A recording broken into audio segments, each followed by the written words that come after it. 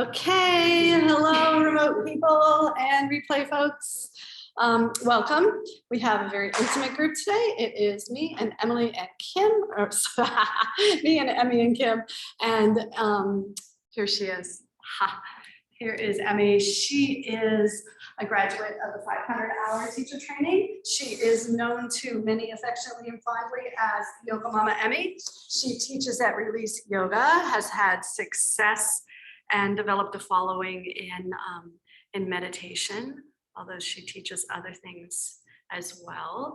Emmy is very interesting to me because her studies include teachers from her home heritage, Japan, and every time we sit for a conversation or chat after class, I'm inspired. So welcome, Emmy. Thank you. Namaste, little love. And here you go. How does that look to you? Does that look like you're in the screen where you'd like to be? Yeah, I could probably bring you a little closer. You're as cute as a button. Leave it on. It's as cute as a button. I always get that sound word from people. Okay, so let me find out. Okay, I'll leave it there unless you'd like me to move it. So that's my document. So I'm gonna let me find out. We have plenty of time. Here you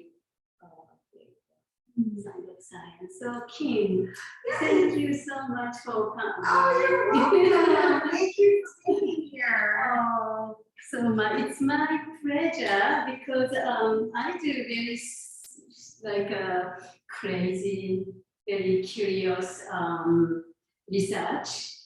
And normally I just, enjoy by myself. And also I offer twice a week a free meditation class. And so people come in and I share this information little by little to the people. And most of the people who come to my meditation is not related to yoga. They just need some break from their hard life.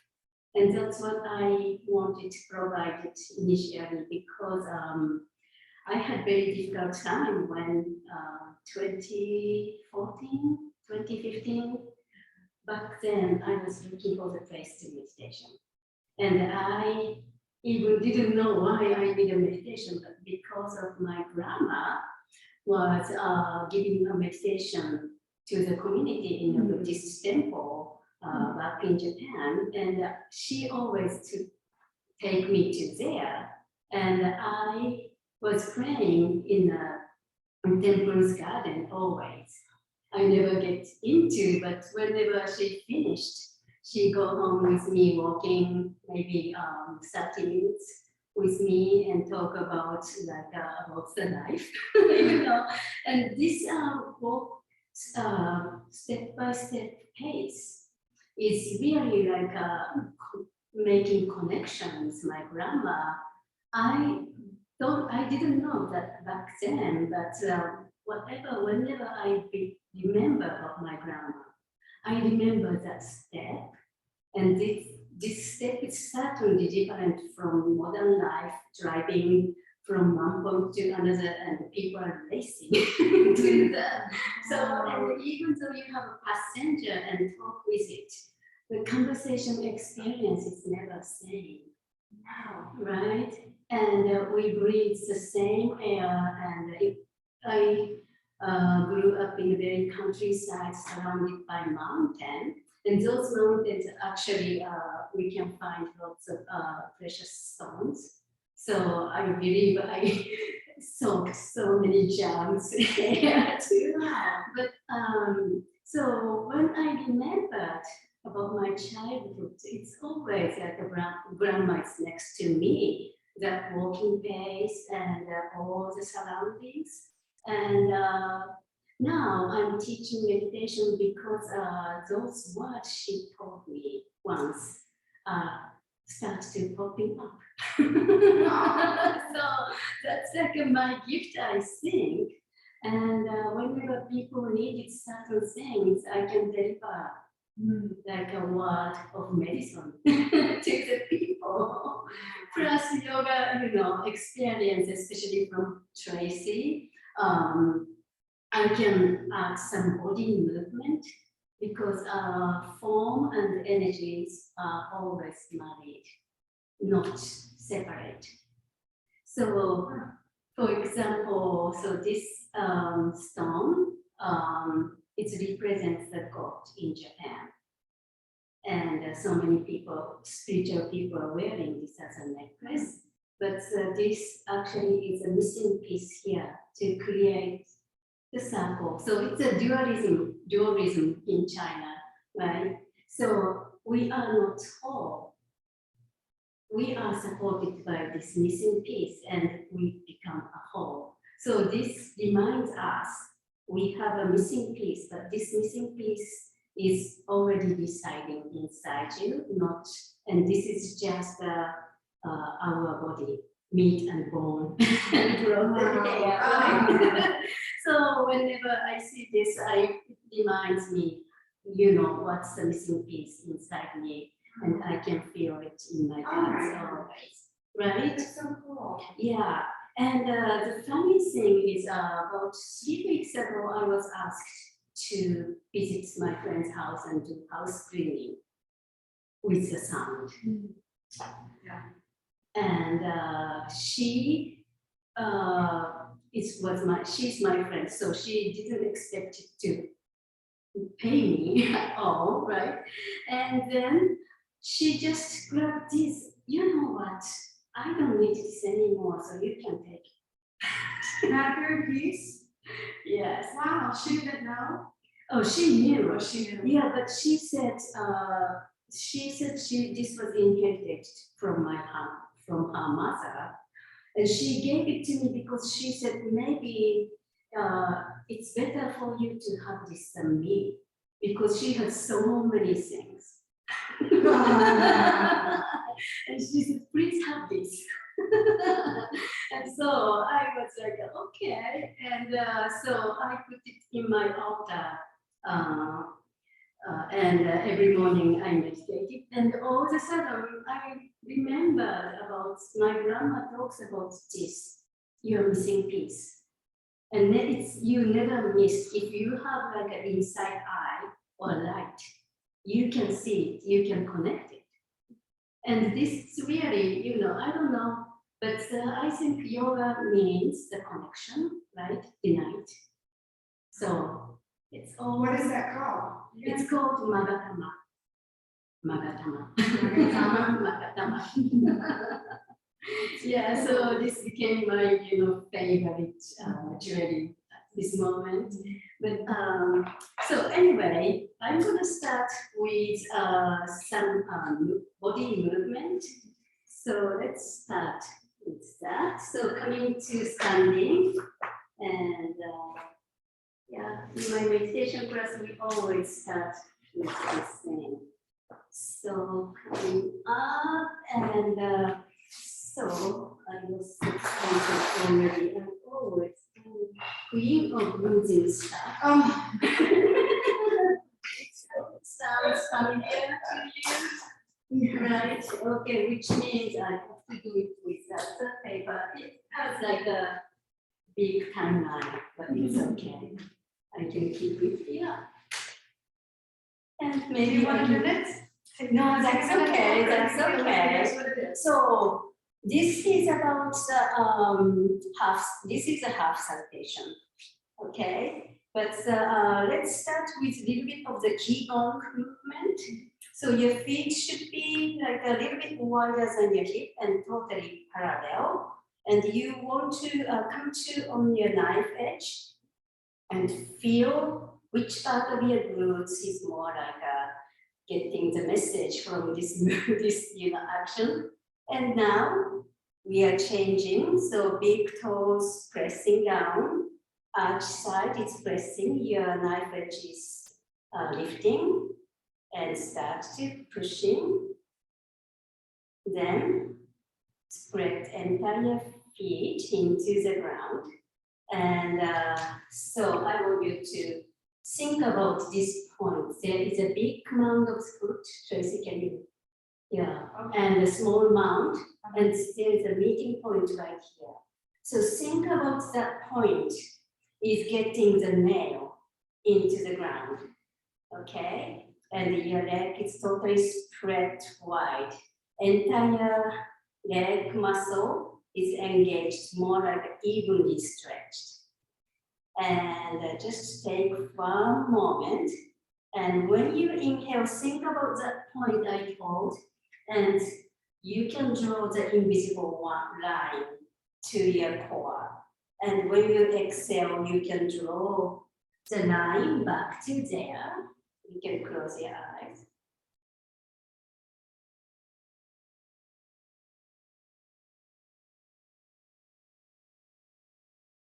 So with this breath, you start to suck in the energy from the Mother Earth.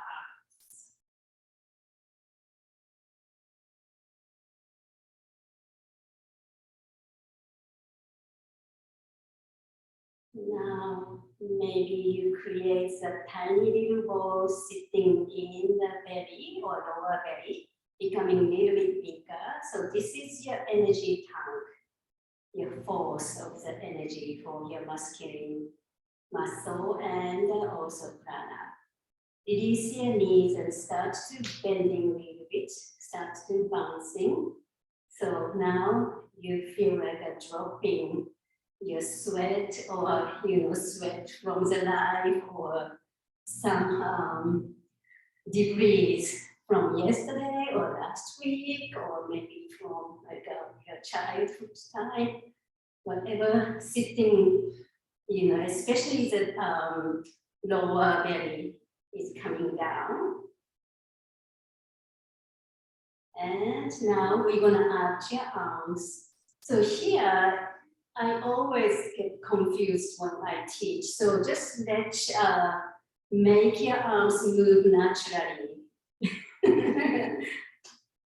And your arms are more likely moved than you are controlled to moving. And feel that like you are totally moved from something. Now come to stillness.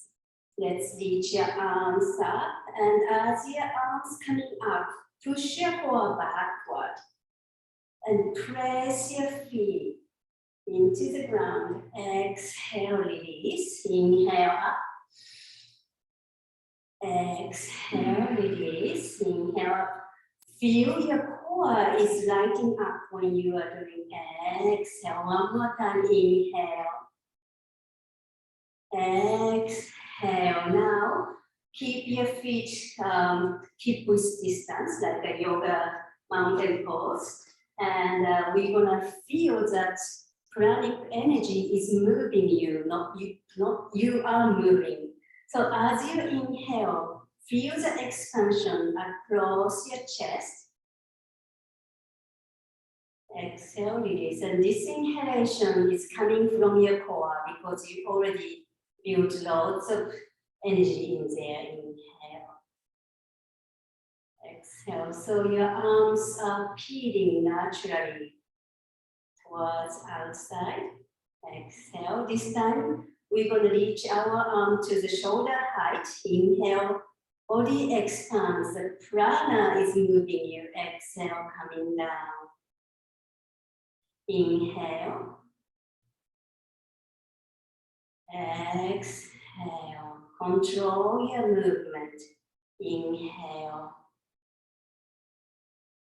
Exhale. This time we are reaching all the way up from the halfway up. You are using muscle energy. Feel that change. Exhale. Control the movement coming down, palms facing down. Press the air down towards the ground. Inhale, stretch and expand. And now use your muscle energy going all the way up. Exhale, control the movement. Press the air down. Inhale, arms up. This time bring the hand to your hip crease, like this, elbow to the side, and press your palm into your hips. So you come to halfway. Your arms are going to, your elbows going to the side. That keeps your chest open. And this portion is keeping your spine nice and lengthened in the center of you. And yet your chest is not shrinking. So you can get lots of prana. Bend your knee and push yourself up to standing. Reach your arms. Exhale, hands to your hip and press backwards, coming halfway down. You can bend your knee. Press your feet up. Inhale up. Exhale, take a bow. So this is the Eastern way to create the bow. And all the way down. So release your upper body engagement. Your crown is getting heavy. And keep pressing your feet into the ground. So you are experiencing two totally different, opposite sensations. Your legs are totally engaged, so strong. Your upper body is totally free. And both those two opposite sensations reside within you. So let's bring your arms to the side, palms facing towards the front or ground. And bend your knee. We are coming up to downhill skier jumping.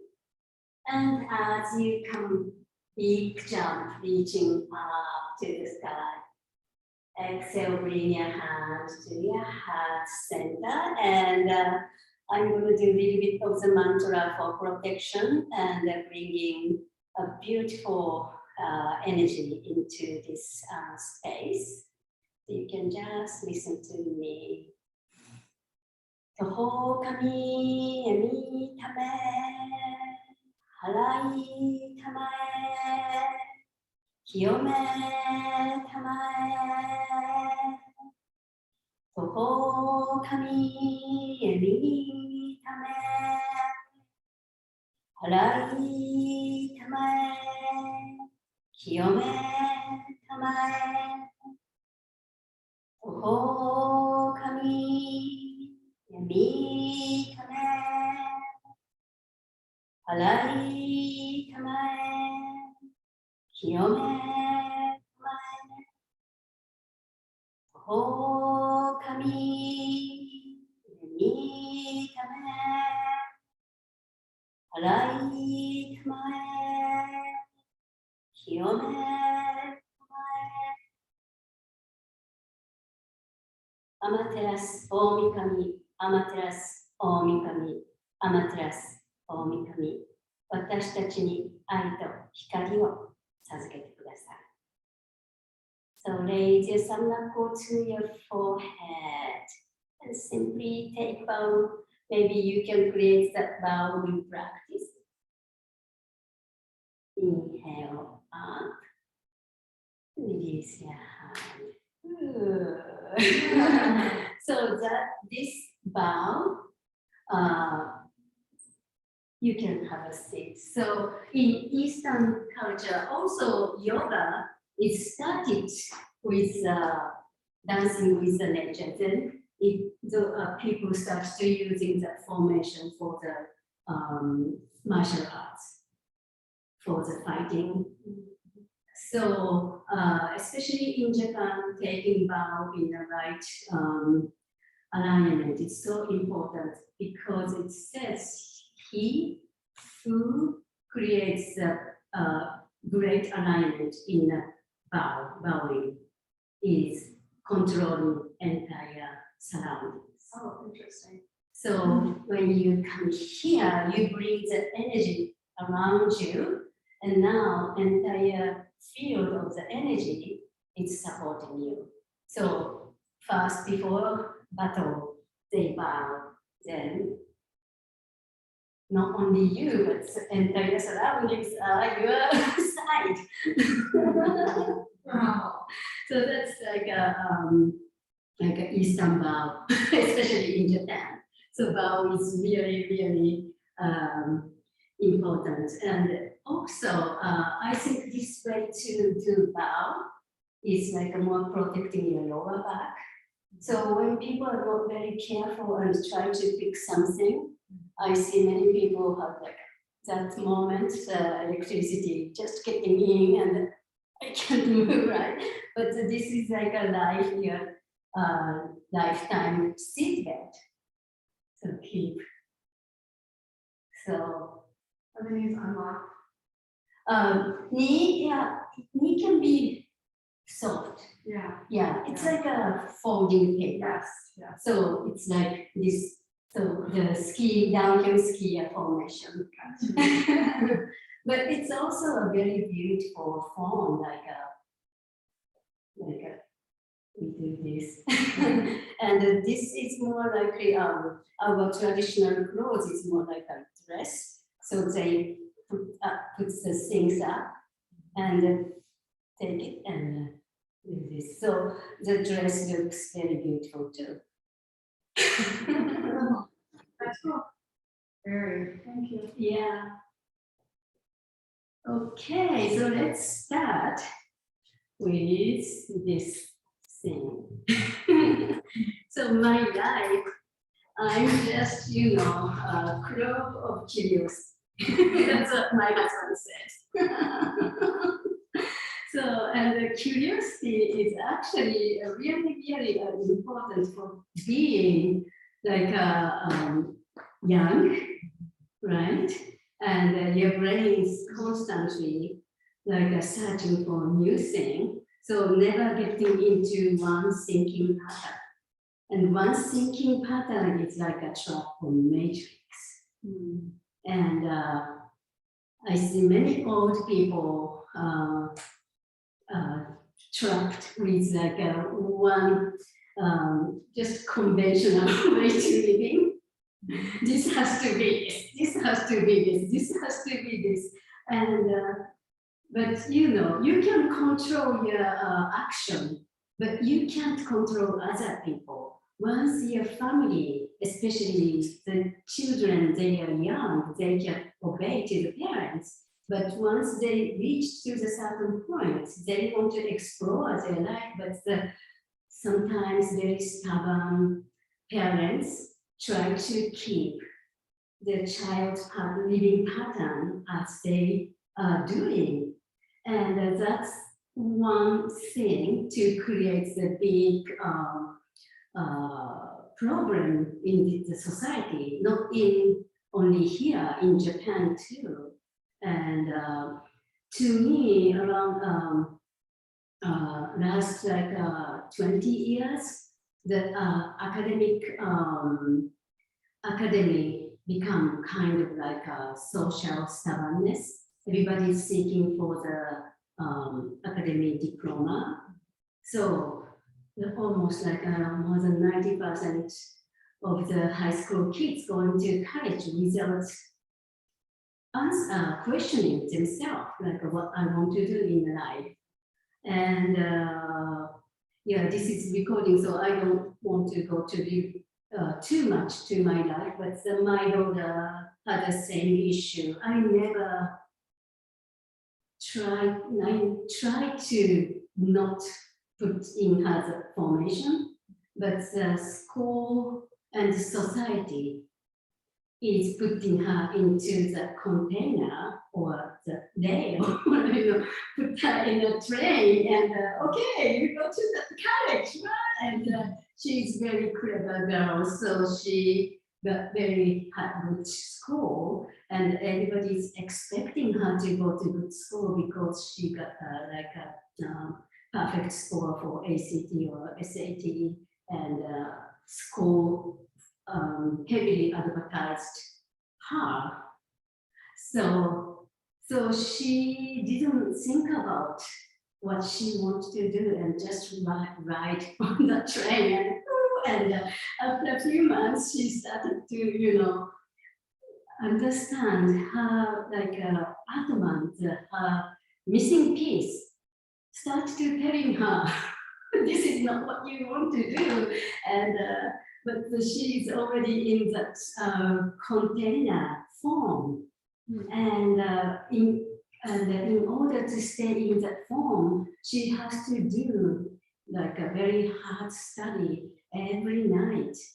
And so little by little, her like a container, like the physicality I have to be fitting in here, and her missing piece, what she really wants to do, kind of her disaligned.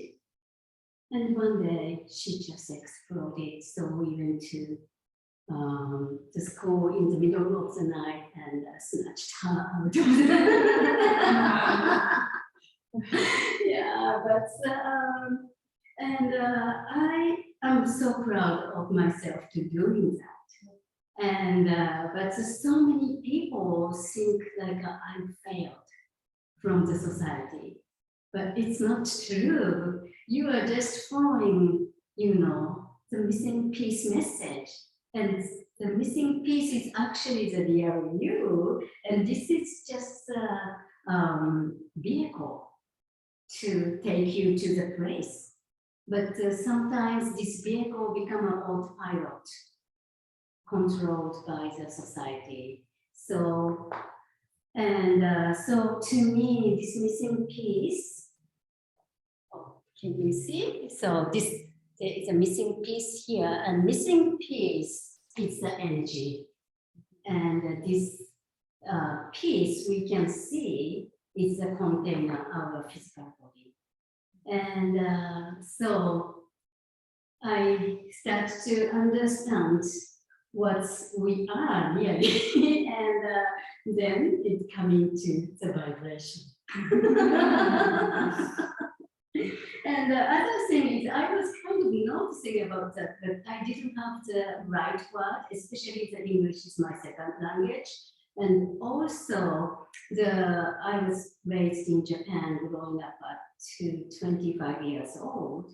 I'm 52, so almost half of the year, half of my life is already here, but still lots of struggle with language, and especially the expression, because our expression is based on our culture, right? So when I say something, people don't get it. And the other day, my coworker told me, like, are you itching your ear? And what does it mean? I don't itch my ear, and which means someone is talking about you. Ah. You know, this kind of thing. And I have my own expression, and it doesn't match. So, but luckily, my husband is American. My daughter is totally bilingual in biculture, so she can translate sometimes. And he lived in Japan for 2 years, so he understands what I want to talk about, and he explained how Americans think like this. And so I started to translating Eastern philosophy in American manner, or American people's brain thinking pattern. So, but then I realized, can I use just a sound? Then I don't need to find the right word. And also, another thing is, in my brain, there is no pronunciation, no difference between R and L. In Japanese, they don't have the difference. So to me, the right and the light is always same. Okay. And also TH sound, there's no existing TH sound, and F sound.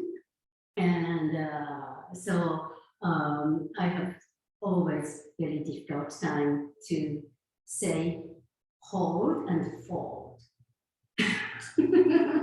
So, but anyway, and also that sound doesn't deposit in my head. So in the brain science, if you don't get certain pronunciation up to 7 years old, you never get it. So I don't have that deposit. So which means I don't catch it. It's also in your oral muscle. So Mhm. in your oral muscles too. So your tongue Yes. is like impossible for your tongue to move that way. That's because right. it wasn't established. Mhm. Yeah, your oral muscles. Yes. Yeah.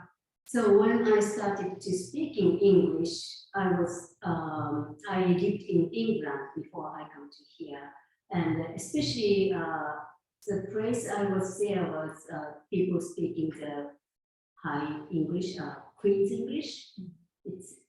I was a teacher in a boarding school for the very rich kids coming, and so they speak like a very snobbish English, and every time I do giving a lesson to the kids, my face is like so tired, and I have headache because I use so much muscle.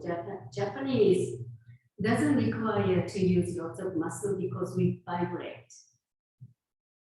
So not for the mouth shape.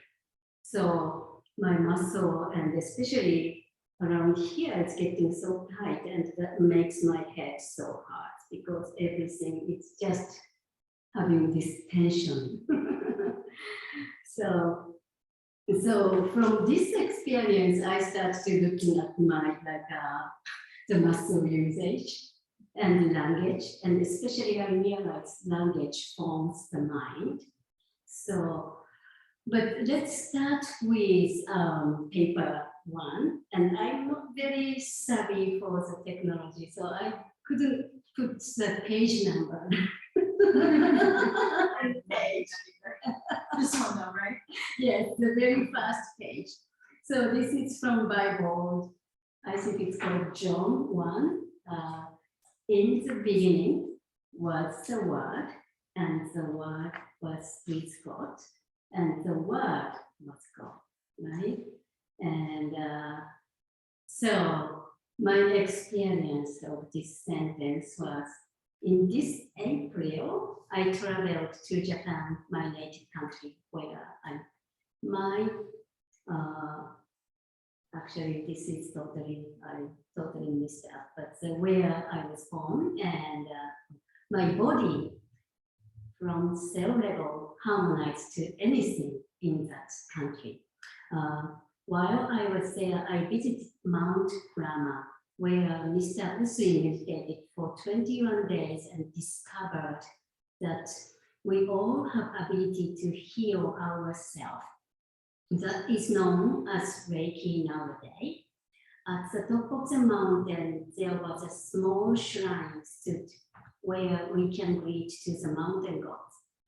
On the way to there, I encountered a monk visiting from other town, whose purpose was to deliver her mantra to the mountain gods. I asked her permission to join her chanting, and she kindly invited me in. She delivered almost 1 hour long chanting with incredibly low voice, especially for a woman. And soon, my root chakra started to shaking during this ritual. I experienced the high heat arose within my body several times, and sometimes tears came out. After her chanting, I told her my experience. And she said, it is God visited you and you invited him in. Tears are your rejoice of union with God. So she told me that, and that was very beautiful. And this travel was very special for me. I feel like I am never going back to Japan. Somehow, somewhere, I feel that. So this is a final visiting, and I don't think it's true, but in my heart somewhere I felt like that. And women monk, it's so rare. So it was really, really special, and we walked on the it's like a 2 hours hike to mountain, and there is a cable car choice but I just walked and she just walked, and we just saw each other, and we started to talking to each other, and but When you're there, I mean, do they know you're living in America? I told her I'm Yeah, visiting but from can people America. tell? Around that time, I think yes, because I refused to wear a mask. Oh, Everybody else is wearing mask. But in Japanese law, they didn't push them to wear a mask. People are just cooperating to it. gotcha. So with that reason, I didn't wear a mask. And normally those people are very weird people, or maybe from visiting from other countries. Gotcha. Yeah, but she was first initial like impression she, at least when I said I'm from America, I'm a yoga teacher, she was like, because she, I think there's so many so-called spiritual people visiting this mountain Right. because of the Mr. Usui said. Yeah. And actually the temple of this mountain doesn't want to relate anything with Reiki. That's what they said. So she said like, kind of looking to me, but because of I'm like a puppy, I'm just going amongst the people and sleeping, and something is good. So that's my specialty, asking out the question. So then, because she was wearing a big conch shell. Wow. And so I was like, why you are wearing the conch shell? And this is for the sign to the gods. Gods are living all over the place. And if I grow, they are gathering to me. And this mantra is more likely to the cheerleading. Because people nowadays just asking their wish to the god, and gods never replied like good job or something. So she says we have to encourage the gods too. So that's what she did that day. So I was just praying for like gods, thank you, God. And you are awesome, God, like American way to, they were saying it's kind of like hilarious in Japan.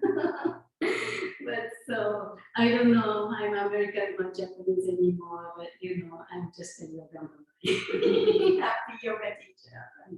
And so what is the sound anyway? So this is the first few pages, more like approaching the modern science way. And from the page, the title is What is a Sound from My Point of View. So I brought two different perspectives. One is more approaching from the modern scientific way, and the other half is like from my point of view, which is not supported by solid so-called science nowadays. But those two approaches is so important to balancing. If you just believe the science, it's kind of dangerous.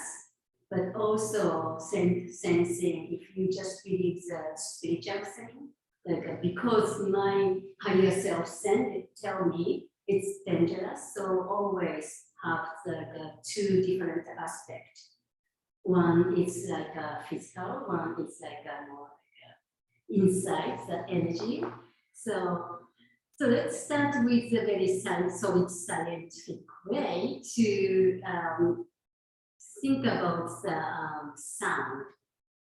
So sound is invisible wave in the air created by the action.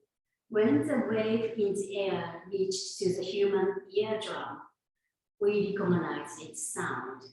The number of the waves occurred per second is called frequency, and it is indicated as Hc, the hertz. So this pronunciation is maybe not very good for your right? I say health. I don't know how to say it. Hertz. Okay. For example, 528 hertz means there are 528 waves occurring in 1 second.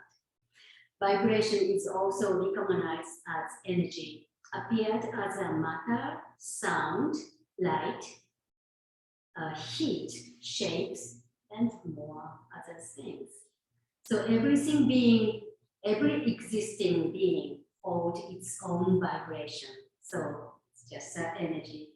And the second page, the figure 1, it's like a wavelength, and the center part shows the building's wave, human wave, honeybee wave, and pinpoint wave. So more like a frequency is coming subtle. It's like atomic. The very right one is atomic new. I can't read nuclear. Yes. So those are invisible but existing as a vibration. So and I sent you, Tracy, the list of the YouTube video link, so you can watch later. But so for you watched, Yeah, I watched them this morning. They were short, so yes. So the new Takuma Bridge, narrow bridge, like people just can't believe this is a vibration, right? Yeah. This has a vibration, right? And this has a vibration, and this has a vibration. But when you watch the Takuma narrow bridge video, the bridge is solid matter, right? But it collapsed out of nowhere because of the wind frequency, and the frequency that bridge hold matched. So all of a sudden, if the same vibration is coming into, things are coming apart. So that's what happened to the Takuma narrow bridge collapsion. If you're listening on the replay, then there will be a handout with all of these links on it for you. Yes. Yes. So that's one way you can understand, even though this solid matter has a vibration.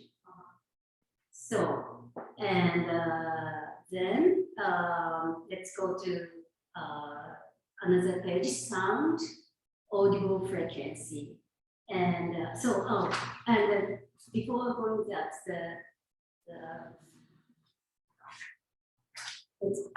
okay. So this illustration is showing the vibration with the color.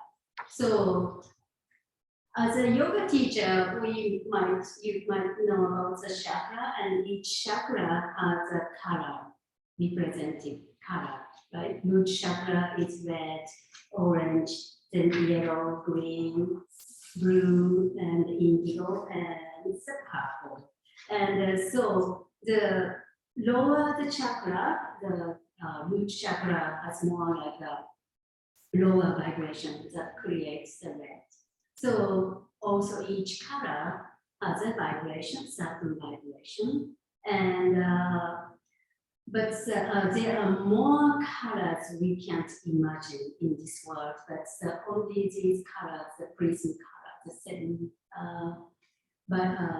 rainbow color are visible to our eye. But for the dog, according to the science, they can recognize the color. They are just seeing black and white. But they are using nose to recognize the thing. So also the smell is projecting the vibration, and their way to communicate with this world is more likely to smell. So, and next page, sound, audible frequency. So the sound we hear, so this one, or my voice, or your voice, or this like a ticking sound. It's a frequency which is audible to us. And the frequency that human can hear as a sound is about 20 hertz to 20,000 hertz. And I'm just putting this piano keyboard. So this piano keyboard, the lowest key is 27.5 hertz. And the top key is 4,186 hertz. So you can kind of see how much range we can hear. We are close, the lowest is closer, a little bit lower than the lowest key of the piano, and higher is very high. But here's the interesting thing. So Japanese language doesn't have so much big range of the frequency. So certain sound I can't pick from you speak English. Really? Mm-hmm. Wow. Yeah. So this I understand because I was dealing with English. I speak louder, and my husband said, "Why you speak so loud?" And because you can't hear, right? And I can hear. And so I realized, oh my gosh, English speaker people have a much sensitive ear than me. And so because this is my guess, because Japanese sounds more like a vibrating. So we just communicate with the vibration, doesn't need to hear the pitch. But English doesn't vibrate so well, so big. So you guys maybe depends on more like a need to hear clearly. So when I speak English, I speak very loud. That's because of my Japanese brain thing. So just and also, you know, the people who can who has an ear. Can I say deaf? I think it's about that one. But deaf people speak very loud, right? So, but so this range of the ability to hearing is also different. But also as we get older, this range is getting narrower. And I put here mosquito sound, repel to repel teens, right? Do you know about this? No. So the teen can hear a certain pitch, but adults can't. So the stores start to using this sound pitch to releasing, so teens can hang out because it's constantly giving them a very like uncomfortable feeling. Really? Mm-hmm. So you can search about this online. Good to know. And but recently in Great Britain they banned because it gives them very young children some affection to their brain. Yeah, but they use this as a repel the teen, not the mosquito. So it's called mosquito sound. And also, you know, this vibration as a sound communication, the loneliest whale. This movie is really like attached to me because when I found out this story, I'm 52 years old. So I was like, oh yes, I feel like I'm, you know, loneliest 52 to talking about crazy yoga thing to Western people, and then most of the people who has no idea, she's just, you know, shouting out. But also I'm really enjoying myself, seeing myself above to, you know, struggling in life. struggle is like things we have to do in this life. My grandma told me, when you die, you can't bring anything, any stuff, but you can bring all your experience and share your experience with the God. So she said, have experienced lots of experience in your life rather than owning the stuff. And when I was listening that when I was teen, and I was just buying stuff more and more and more, and this really helps me. This really helps me and accumulating things, and I never understood until recently. So, but sometimes we need a time to understand only one sentence. So the sound, vibration as a sound is like that. And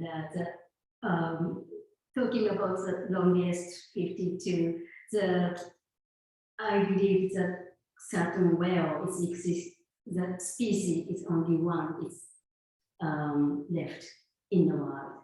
And he's sending a heart in the ocean, which is a 52 hearts. And in American Navy picked this sound, and they thought this was like some other country is sending some signal as a weapon. Signal can be, frequency can be a weapon. But they found out that the whale is looking for the same species. Wow. Yeah, and he's roaming. And he was found maybe around 1980s, and this documentary film came out after 2000. This person started to researching this whale again, and he's still existing. Oh my God. He's still sending 52. Isn't it so sad to looking for his mate? Oh. But oh my yeah. But there's a community in the Twitter, Facebook. People are giving lots of comment about this. Well, you are not only one. We are here for you. Bring the collective, consciousness to the. Yeah. So, but searching about the frequency brings me so many joy and happy and tear, and this is almost like a living worth to living as a one life and someone else's life. So the researching is very fun to me. So, and the next one is very tricky. Numbers create a pattern. So the ancient Greeks study of nature gradually revealed the great mathematical secret, golden ratio, behind all of creation, and were able to synthesize this knowledge into a comprehensive system which established relationships between number, geometry, harmony, and cosmology. So this picture, I'm sorry, my ink was out, so it's not very colorful, but yeah, on the computer you can see very beautiful. So those pictures are all taken in nature thing, sunflower and some kind of plants, and also the Milky Way and the shell, and those are not accidentally created stuff. It's like it's following certain number, and it's called the golden ratio. And it's also known as a Fibonacci series of number. And this Fibonacci sequence is hiding in so many things in our life, to not only in the nature, but like in the design, I used to study graphics design, and after 1 year, I decided, okay, this is not for me. But the design, this one is like these things all have like a Fibonacci sequence number. So those, those shapes are not randomly created, but also has mathematical numbers applied, which is like one, the shorter side is 1 and the longer side is 1.6 something, like that. But so Fibonacci number, why I brought this up here is what we see is a number projecting into the object. So, for example, think about the pine cone. Pine cone pattern is very similar to those like sunflower seed pattern. And in our brain, there is a pineal brain, pineal brain. It's shaped like a pine cone. So inside our body, there is those patterns setting here. And is this just coincidence, or maybe there is those numbers floating as a vibration, and when we create the body, it's imprinting. So whatever we see is actually the result of those activity and pattern in. And so then I remember that Picasso said, you know, he was succeeded while he was living. So whatever he created, whatever the art he created, he can sell so high price. And later on his life, he did very crazy thing, like a cubism, like one side has all 3 sides of the face, right? And so people are buying, betting a lot of money. And his comment, very interesting comment, he made up about those people who betting lots of money for his art. It's like, why you want to pay so much money for the dead stuff? Because when he is creating in the head, it's most alive and most valuable. And whatever he created is the result, and he already done. So it's no energy is there. When he's thinking about it, the most energy is there. So to him, like the most valuable thing is the energy happening, rather than like a piece of art. Piece of art is already the dead body.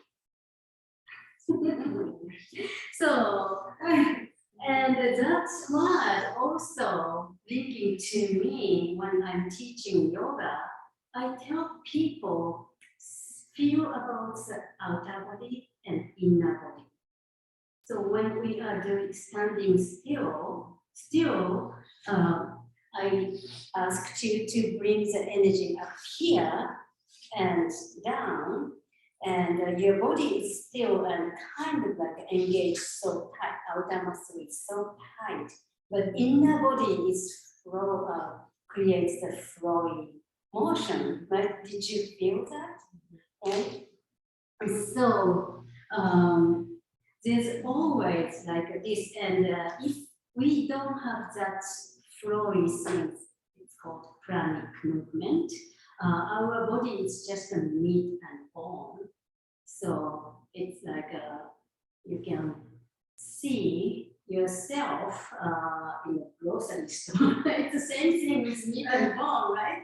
But what makes difference between the grocery store's meat and your leg is because you have a pranic energy to nourishing and keep your body alive. So those two things are always working together to make you to alive. So so energy is always somewhere in anything, even in this block. And if you can find the right frequency, maybe we can break this one. So the next page with the piano key. I think I'm gonna skip this, but only this piano key. This is a 1 octave. Do, re, mi, fa, sol, la, ti, do, or in American way, I think C, D, E, F, G, E, A. G, A, B, C, right? I can't get it, but that's the American way to say. But also there's a number 1, 2, 3, 4, 5, 6, 8. So 1 octave, my singing bowl is 1 octave. So this is do and do. You can hear. And this octave is traditionally used for the toning when we are chanting in the Buddhist, actually a Japanese art, singing art. We use this toning, and you create that, and it's coming to like a meditative state of mind. But so this the space between do and do is 8 keys. So 8 is in the Fibonacci, and also the key 1, 3, 5, 8 is called C, the harmony.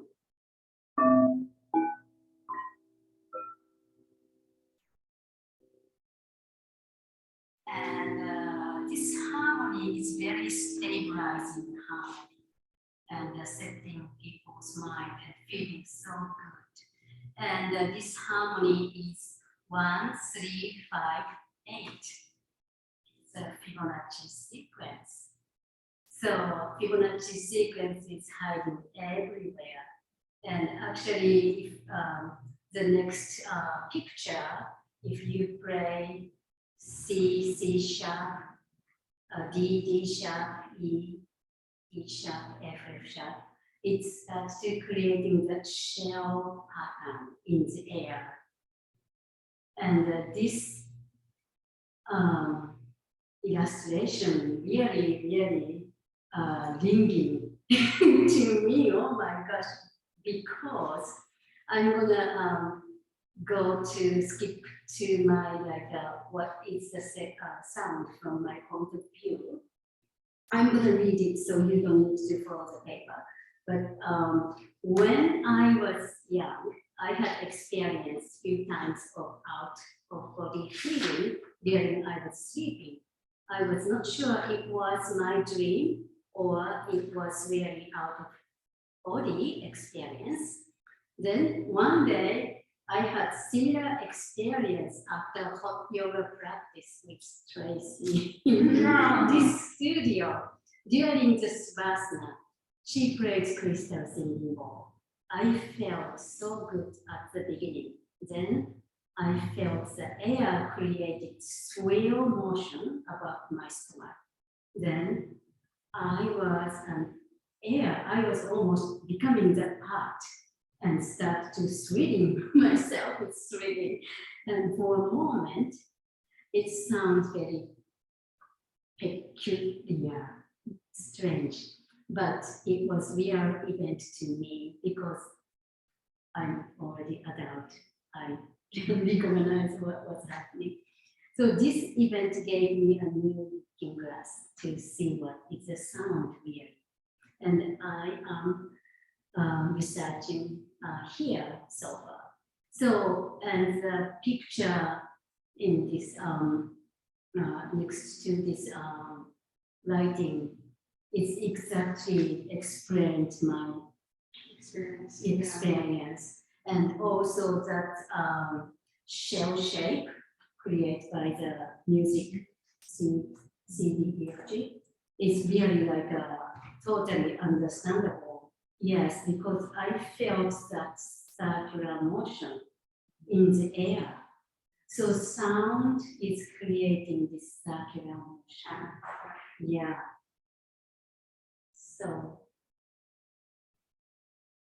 So do you have any questions so far? No, I'm with you.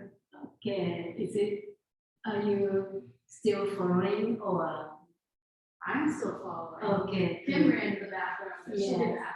Yes, it's just shake your body. It is. It is. Shake, shake. Stay awake on Yeah. a nice warm Saturday. Yeah. So while Kim is gone, I'm going to talk to you. Okay. So this is the thing I talked about at the beginning of the class. So it's called Magatama, and this explains the god my grandma told me when I was young. And this figure is not actually a god. There is a missing piece to create the total circle. And this missing piece is the god. And actually, this god is reside within you. So having this with us, she told me it reminds us there is always a missing piece, which is also a part of yourself. So this looks like a tiny little baby too. This is really cool. Yes. This theorem. Oh yes, that's Going back to that. that is really my Are you gonna discovery. go back for that? But Are you gonna go back and talk yes, about it? mhm, yes, Okay. yes, I'm going to back. Yeah, because that music part is Yeah. related to my experience, so I Yeah. just wanted to go Oh, over you're there. interested in that. But yes, I'm going back. So far we covered the sound as a matter, light, and the vibration as a matter, vibration as a color, vibration as a sound, vibration as a pattern, Mhm. and then now that's vibration have a shape. Okay. Right. And it's already, we understand vibration creates this pattern in the nature, so that's the shape. But Dr. Masaru Emoto, he died 2014, I didn't know that. I didn't know that either. Mhm. That's sad. That's sad. Yeah. And last year, I'm in many different Facebook community, and I met one guy in Japan on Facebook, and he is a good friend of Oh, Dr. Emoto's. Yes. Wow. So I asked him, can I interview you? And he never replied.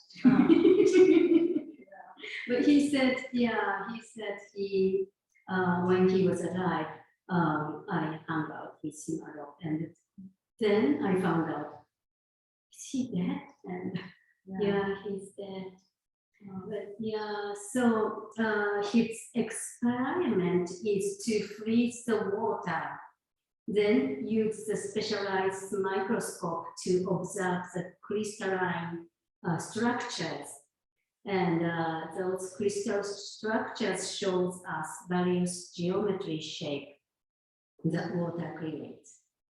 So he captures the image of water, a pure water, sent an intentional thought it. via meditation. So maybe he put the water and do meditation in front of that, and also prayer to the water, and simply a word on a piece of paper. So he wrote a word and put the glass of water on top of it, and he he pictured all the he photographed the crystals that each water create. And I hope Yes, you are watching my paper.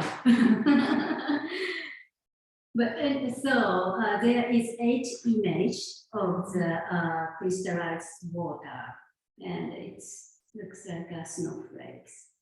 And there is a tiny little word underneath the picture, but those are the words sent to the water. And the first one is love and gratitude. I think in Japan, thank you, arigato, arigatou gozaimasu. And honesty. And the third one on top is love of husband and wife. So there's 2, similar pattern on top of each other. Happiness, hope, and one thing, I can't do it. Image is totally broken. And I can do it. It's almost like a perfect 1, 2, 3, 4, 5, 6, so hexagon. And eternity, wow, inside that hexagon, there is right. So, And you know what, there are even experiments with like talking to plants and getting similar results, and bowls of rice. So it's like not just water. Such a good reminder. Yes, and yes, I heard about the plants. One person who heavily depressed, taking care of flower, pot of the flower, and that flower stem is coming to like a tinglish, tangling, never going too straight. Because the flower is soaking his energy, I think, or vibration. But so your vibration, the word, can deliver those things to other people, right? So we have to be very careful what we say. So the actual word, how does it know? And even on a piece of the paper. Yeah. And it always inspires me, like I should stop cursing. That's right. I know, I should. Because that word is a negative vibration, but you said even if it's not even said out loud. Because the matter also holds the energy. And I mean, we're so much water, so just me thinking love and gratitude is going to do something different to my body than thinking I can't do it. Because it's like every cell is always listening. Yes. And another thing, this is the biggest discovery in my research, chanting and vibration. As a yoga practitioner, you might have seen an image of mandala. Here is the comparison image of Sri Yantora Om mandala, and the Om chanting image captured by tonoscope. So tonoscope is a special technology to capture the vibration in the water, and you can picture it. In water. Interesting. Yeah, so the image on the left side is Yantora, which many people see this image, right? As Well, the Sri Yantra is the dwelling place of the goddess. So it's like the portal to the divine mother. Okay. And when we chant Om, that creates this shape. And so ancient yogis already knew it's not a coincidence. Somehow they knew this mantra creates this effect. Geometric pattern. Yes, and that's why I'm so fascinated about the old ancient information, which I brought my like a yogi's dictionary, which is written in Japanese, but this has so many cool future, and by just looking at the image, like this is about the human body, and so old like books about yoga, it's so fascinating to me. See. Yeah. What book is this? It's called the Yoga Dictionary. And when was it originally published? It's about 30 years ago. This person is still alive, but Okay. he lived in India for like 40 years Wow. and just going into so many yoga practitioners. Interesting, yeah. And he's also the illustrator, so he can draw the picture very well. So, I'm sorry, that was depicting the moves create the vibration or something? The sound. This- Sound, The sound of Mhm. home. yes. Oh, Om. pattern. Yes.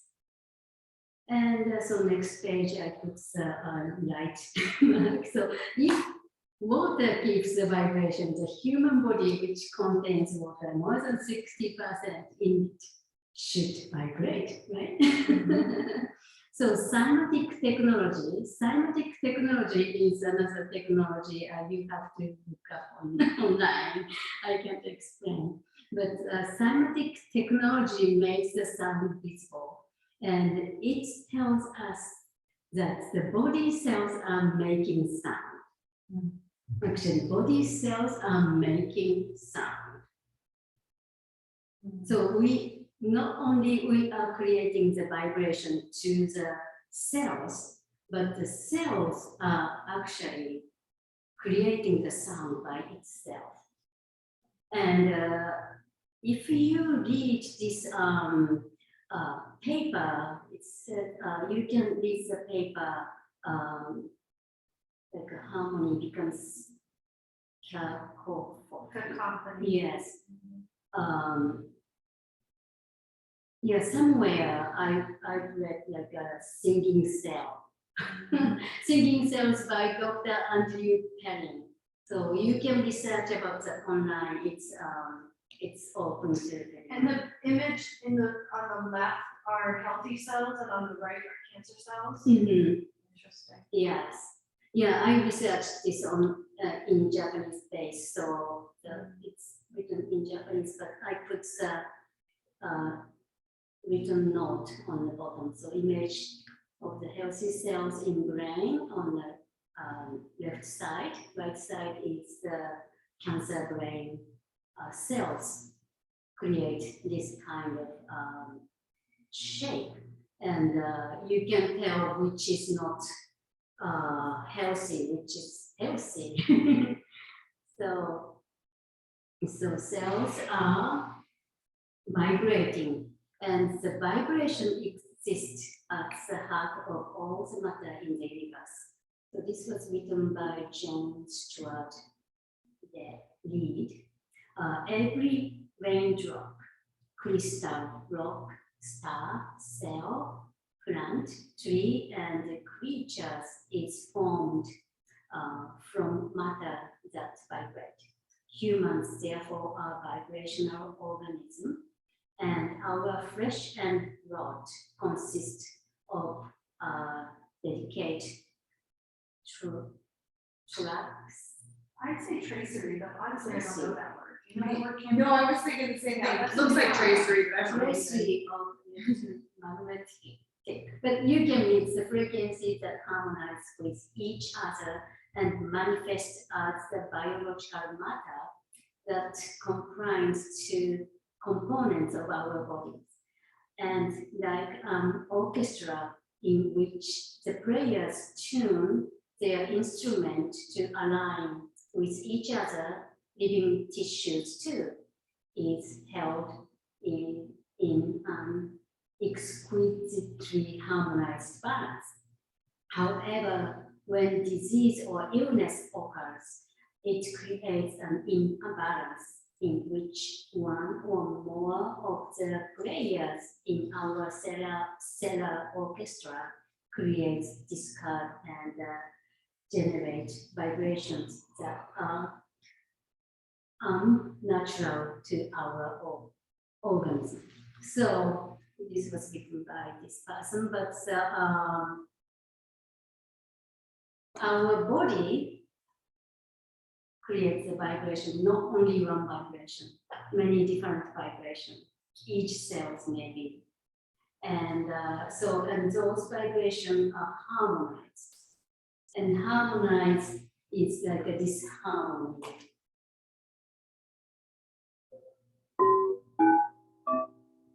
And this particular set of the ball is tuned. The key sound is 432.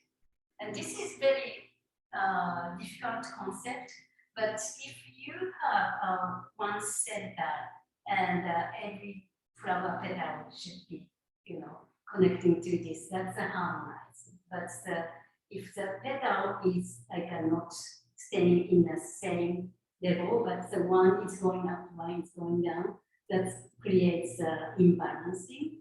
So when we choose the sound to giving the student, or if you want to use the sound, I want to be very careful what's the keynote. And some keynote doesn't vibrate with the humor. But 432, there are so many research can be harmonized with our body. Okay, so you might as well just say, what is, it was after World War II when they changed the tuning frequency of orchestras and music.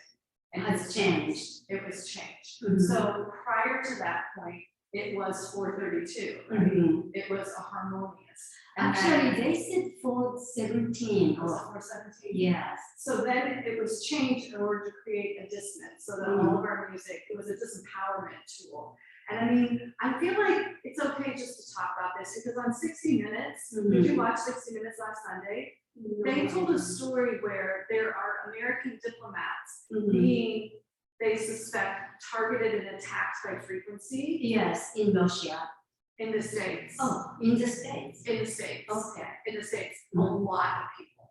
Enough so that it made it on mainstream news 60 Minutes, which is really striking.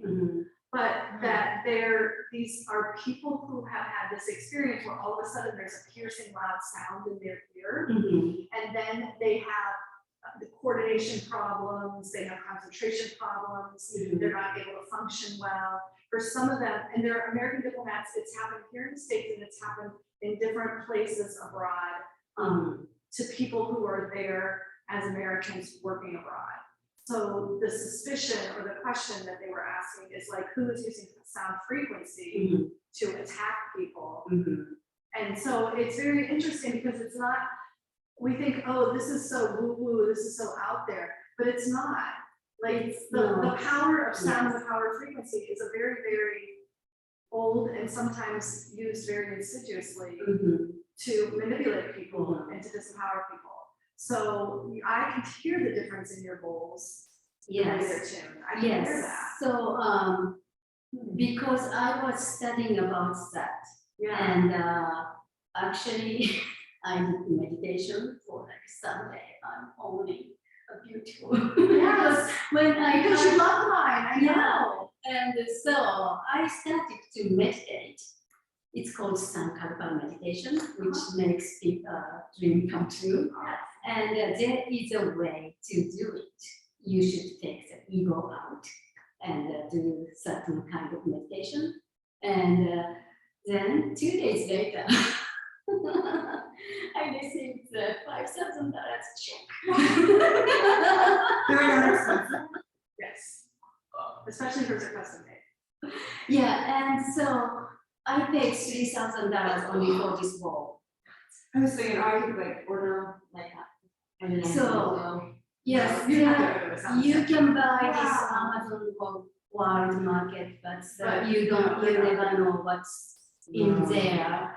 So when you do, if you want to use the sound, I want everyone to have very, very deep research and be responsible for any sound you are delivering Wow. to the students. That's one my advice. And but yes, and this is still like a kind of the conspiracy theory, but people started to talking more like Right, like you think it's conspiracy theory, but it was on 60 Minutes. yeah, so it's getting Right. out. Yeah. Yeah. Mhm. So I'm gonna talk about little bit about it in like a sound from my perspective. So then when So you said that about the mosquito sound with the cheese. yes, I was like, wow, that's super also interesting. Okay, that's I also won't interrupt you anymore. I'm that's sorry. okay. It's okay. It is So- interesting. Oh my goodness. So before we are entering to like my version of the sound, let's do a little bit of the like recognition of inside joke. Okay. Okay, so we come to easy seat, and you can always look inside to side. Make sure each band of your cute booty is connecting to the ground, right? You're just going looking for somewhere and easy seat. Okay, so here, just think about both cheeks of your bottom is fully connecting, right? And let's bring your hand to your knee and just use your mind eye to align your shoulder and the hip on top. Hip, shoulder is on top of your hip. So you can just use your mind eye, see that vision and start to pushing your chest a little bit forward. So your chest is popping out from between your arms and push it back. So your shoulders remain in one place and only your chest is going front and back. And once you start to picking this movement, we're gonna add the breath. So inhale, push up, push out. Exhale, push back. Inhale. Exhale. So this is like a micro cat and cow, just targeting the upper body. And let's come into the center. So this time, push your knees towards your hip bone. So your core is almost start to engaging your inner leg is engaging. Your glutes is now coming to very minimum space is touching on the ground. You can feel the tailbone really digging. Let's lean a little bit backward. So your core engaging, grabbing the center and aligning your ear above your shoulders. And start to take deep inhale and bring your chin a little bit closer to your chest so you can feel the back of the neck is a little bit open. Inhale. Exhale. Think about the ball is sitting. 3 fingertips down underneath your belly button. And when you inhale, you're going to move this ball up to your crown in your imagination. When you exhale, ball is coming down but not dropping, so control that movement.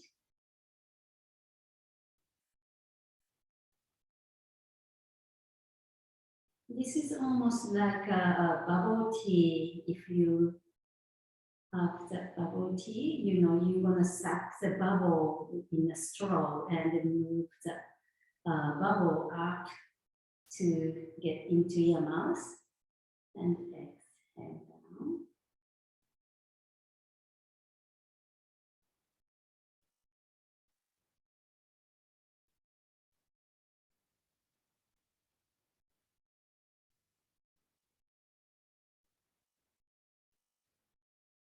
So when you inhale, always up and feel the feather touch back of your neck. When you exhale, the ball is slowly going down, touching the bottom of your spine. Inhale, bring it up. Exhale, bring it down. And let's release everything. You can come to free. Did you see some vision inside your body? So that's chakra cleansing breath. So that ball is actually moving inside your spine, and as the ball is moving up, it's cleansing inside the pipe. So that's like a cleansing breath, and I'm using this for meditation class a lot. And you might realize your body is really requires lots of engagement, right? Because we need that solid container to feel inside. If our body is on like a plastic bag, everything is coming to here, so you don't feel any, energy movement. Energy is just free. Right? So as so in order to keep the energy within you, you have to have very strong structure. So that's also the difference outer body and inner body. Yes. So let's go on. What's the sound from my point of view? So the initial reason for searching what's the sound for me is the experience.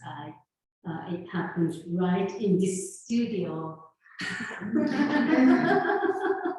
That crazy day. Yes, yes. And so from that moment, like I remembered my childhood memory. I used to go outer world and traveling in the sky, come back in my body. And maybe it wasn't dream, it was just my crazy thing. Maybe it really happened. I still don't know. But anyway, the next one, Brahmadiya. Brahmadiya, I think I can read right. So this is a Sanskrit word.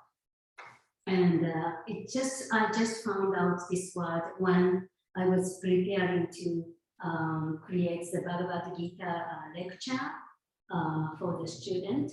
But so Brahmadiya is spring, means spring science. And especially I found this in the book called the Bhagavad Gita by Ekna S. Iswaran. Ishwaran. Yeah, I think many studio use that book for Bhagavad Gita, maybe. And he said that spring yoga is spring science. Spring because where other science studies the external world. Brahmadiya sought knowledge of us underlying reality, which would inform all other studies and activities. So to me, yoga is always like a science, human science. And instead of using the tool and gadget, we use our body. Our body is the tool. Our sense is the gadget. And our sensation, whatever you feel, you experience is the evidence, and you don't need some other people's approval, because you can understand your body, your spirit all by yourself. And as a teacher, we might need to share, but as a peer practitioner, you can just feel it and just don't need any evidence to, because that's a reality to you, right? And your reality is not always my reality. So some people said marriage is an awful thing. Some people said marriage is the most wonderful thing. Right? And both are reality, and we don't need to agree to your reality. So, so that's like a spring science. That's a very beautiful word to me, because I'm always like have a question to those science and evidence, and people, when I say something, people say, where is the evidence? I don't have evidence because I said so. That's the evidence. Because I said so. Like in Kundalini Yoga, the conversation between the Piscean age and the Aquarian age. In the Piscean age, we need the research kind of things. In the book, it needs to be in a book somewhere. Some expert needs to have told it to us. In the Aquarian age, it's experiential. And you're not going to learn it from a book. You're only going to get it from your own experience anyway. So experience is a valid source of information. And you're right, like your experiences determine whether you think marriage is good or bad. Your experiences are going to determine what you think is true or not true. So, yeah. So just, you know, we don't need to agree to one conclusion, but you know, and try it and see. Yeah. And if you so satisfied with your reality, you start to respect other people's reality. And that's the key to have a good community. And I always tell people about the March of the Penguin, the emperor penguin, go to a very cold winter in the South Pole, and they are gathering and create a big heat. But they are doing that because they can get the benefit of the heat, just gathering together. But each penguin doesn't have a conversation. Oh, I like you, and I really agree. You just, they are just staying there because they want to have the keep their eggs. The male penguins are holding the eggs here and covering with their belly fat, and they're staying in the circle with the many other penguins. And this circle is gradually moving. So sometimes you're coming outside, sometimes you're coming inside. So it's a very sophisticated community, but they are there to not necessarily, you know, I like you, you like me. It's just the benefit of being the group. And occasionally penguins drop the egg, and this penguin has to leave the group. And which is like, which means death. It's just only death is waiting. But so that's you know, harsh and beauty of the nature. Yeah, but human too, we don't need to agree everything like that. We have to, if you are looking at this, you have to look at this. No, it's, you can look at here, and but still, if we are together, maybe some benefit is happening. So that's the way our community should be, I think. Okay, so, and to me, the Brahmari Pranayama, Brahmari Pranayama is really very good exercise to recognize the vibration and power of the vibration. So this Brahmari Pranayama is just making the B sound. And if you want to do follow the traditional way, you bring the sun and cover the soft palate and cover your eyes like this. And there should be a point, like a pressure point to press, right? So covering eye and take deep inhale and just with your exhalation, just buzzing. And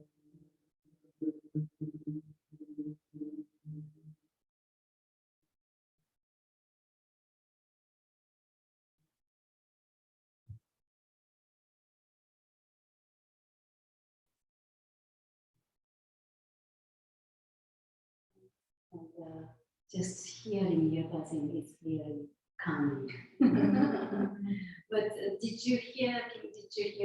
Feel something? Yeah. Yeah. So it's Stronger. yeah. And did you feel vibration around here too? Like body cavity also vibrate. And I do this when I was teaching for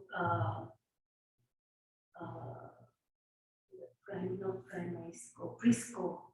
I do this every beginning of the day to the children, and just pretending we are bee, but our bee doesn't fly, just do this and that actually is setting their mind. So not only for the adult, but also before the yoga class, I occasionally throw this and shaking any sticky thing you accumulate in throughout the day, and just flush out, just shaking it and shading and flush out.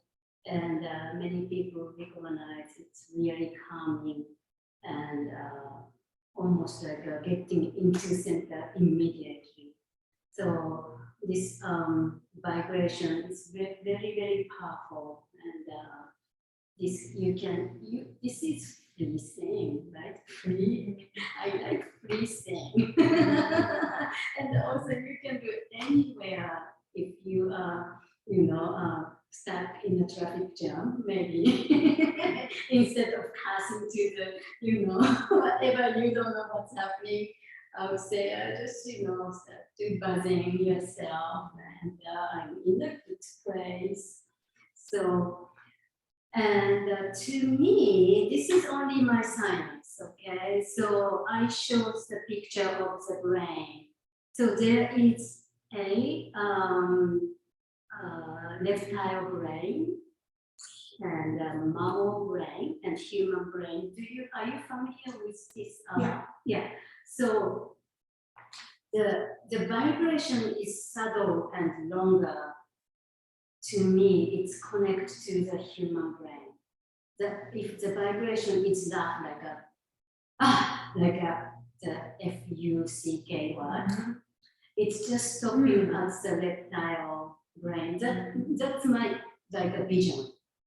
But whenever I heard those curse words, it coming to my nervous system and stopping at and provoking that area.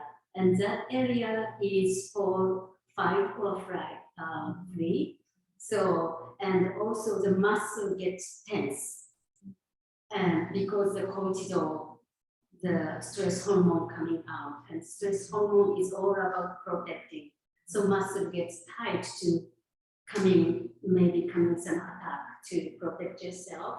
And if you are living in the environment, constantly people are cussing and saying bad word, then your reptile brain is always active and never go more than that part.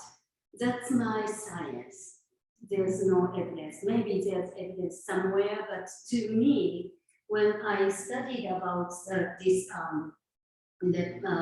brain, three brain system, I immediately realized one thing. I am not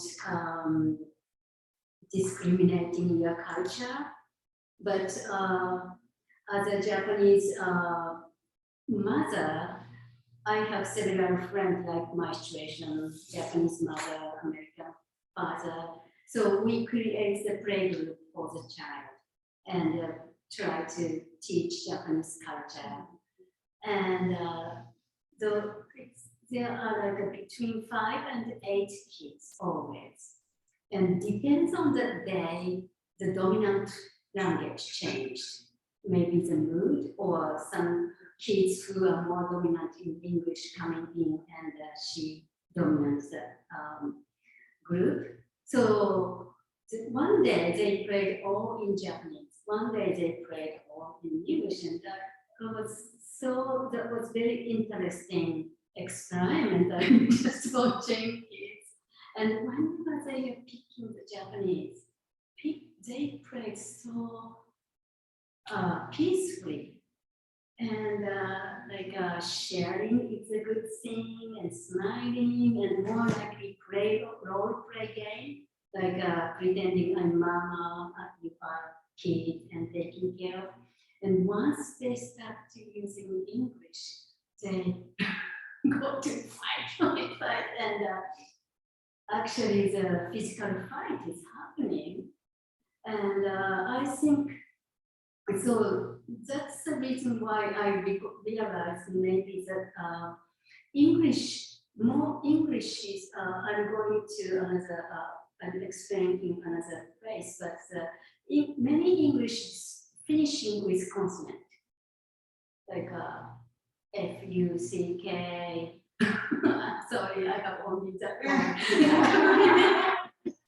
Very poor English skill, but think about your language. Many words is finishing with consonant. Yeah, Right? and I mean, when vibration is studied, English is one of the densest languages. Mm-hmm. And there are And language vibrates I- in English, so I believe what you're saying. I really appreciate your comment, because Yeah. if I say that, people sometimes think I'm discriminating your culture. Of course, but for sure. Yeah. Yeah, that's been a part of like my understanding Mm-hmm. and my research too. Is Yes. that English is a very dense language, Mm-hmm. a very thick So language. everything of is like vibration.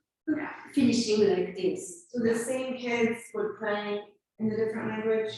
And those they same kids- change, they those change the attitude. children- Actually, the body gesture is changing.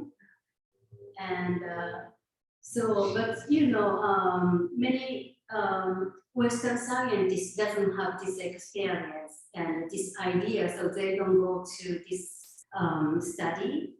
But some Japanese scientists are studying about this. And the languages that read or write to left, the languages that read right to left Mhm. instead of left to right Mhm. are the highest frequency languages. Like Sanskrit is the highest frequency language, those ancient. So Mhm. there is a frequency to that. Yeah. There's a study to that. So I can appreciate what you're saying, that the kids play differently. That's super interesting. Yes. I also wanted to point out, just to add to your Ramari pranayama here, Mhm. that if you NG the buzz, it presses up into the its area of pineal glands, and it sends that vibration up Yes, into the third eye, Mhm. stimulates. So that's part of like, I think that vibratory experience too, like when you're doing it with the kids and how, they're Mhm. stimulating that glandular activity, and they probably do settle down. Super interesting. Yes. Yeah. Thank you. Yeah. Yeah, I agree. so lots of Asian technologies really, really helping us. So, and the illustration on the right, I'm explaining in the next page. So vibration is ether. So according to Veda is the old Hindu sacred text. Human body is consisted by these 5 elements: earth, water, fire, wind, and ether. And ether is very hard to grasp, right? So I write earth element is our physical body. And the water is body fluid to make the physical body fresh and alive. And fire is the heat to move the fluid throughout the body. Then wind is the flow of the fluid, the current. So it's not in the air, but actually more like a water current. So broad circulation is the wind. And so what's the ether?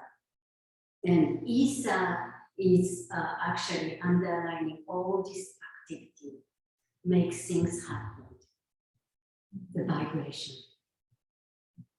So if you don't vibrate, you don't create the heat. So if you don't vibrate, you can create the heat. So if you don't have a heat, you can't make a current of the broad circulation.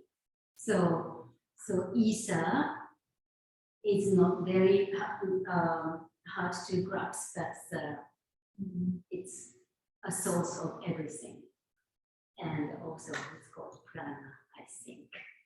And so last month we learned about the microbe with N, but to me, microbe is a source to resonate universal vibration. That's what I am looking at right now. So microbe is bacteria and other things, living creature we don't see, floating in the air, also residing in our body. And so the microbe are existing everywhere in the air, in the human body system, in the water, in the soil, and even in the space. As we breathe, we bring them in our respiratory system, then they are spread by the circulation system through body fluid.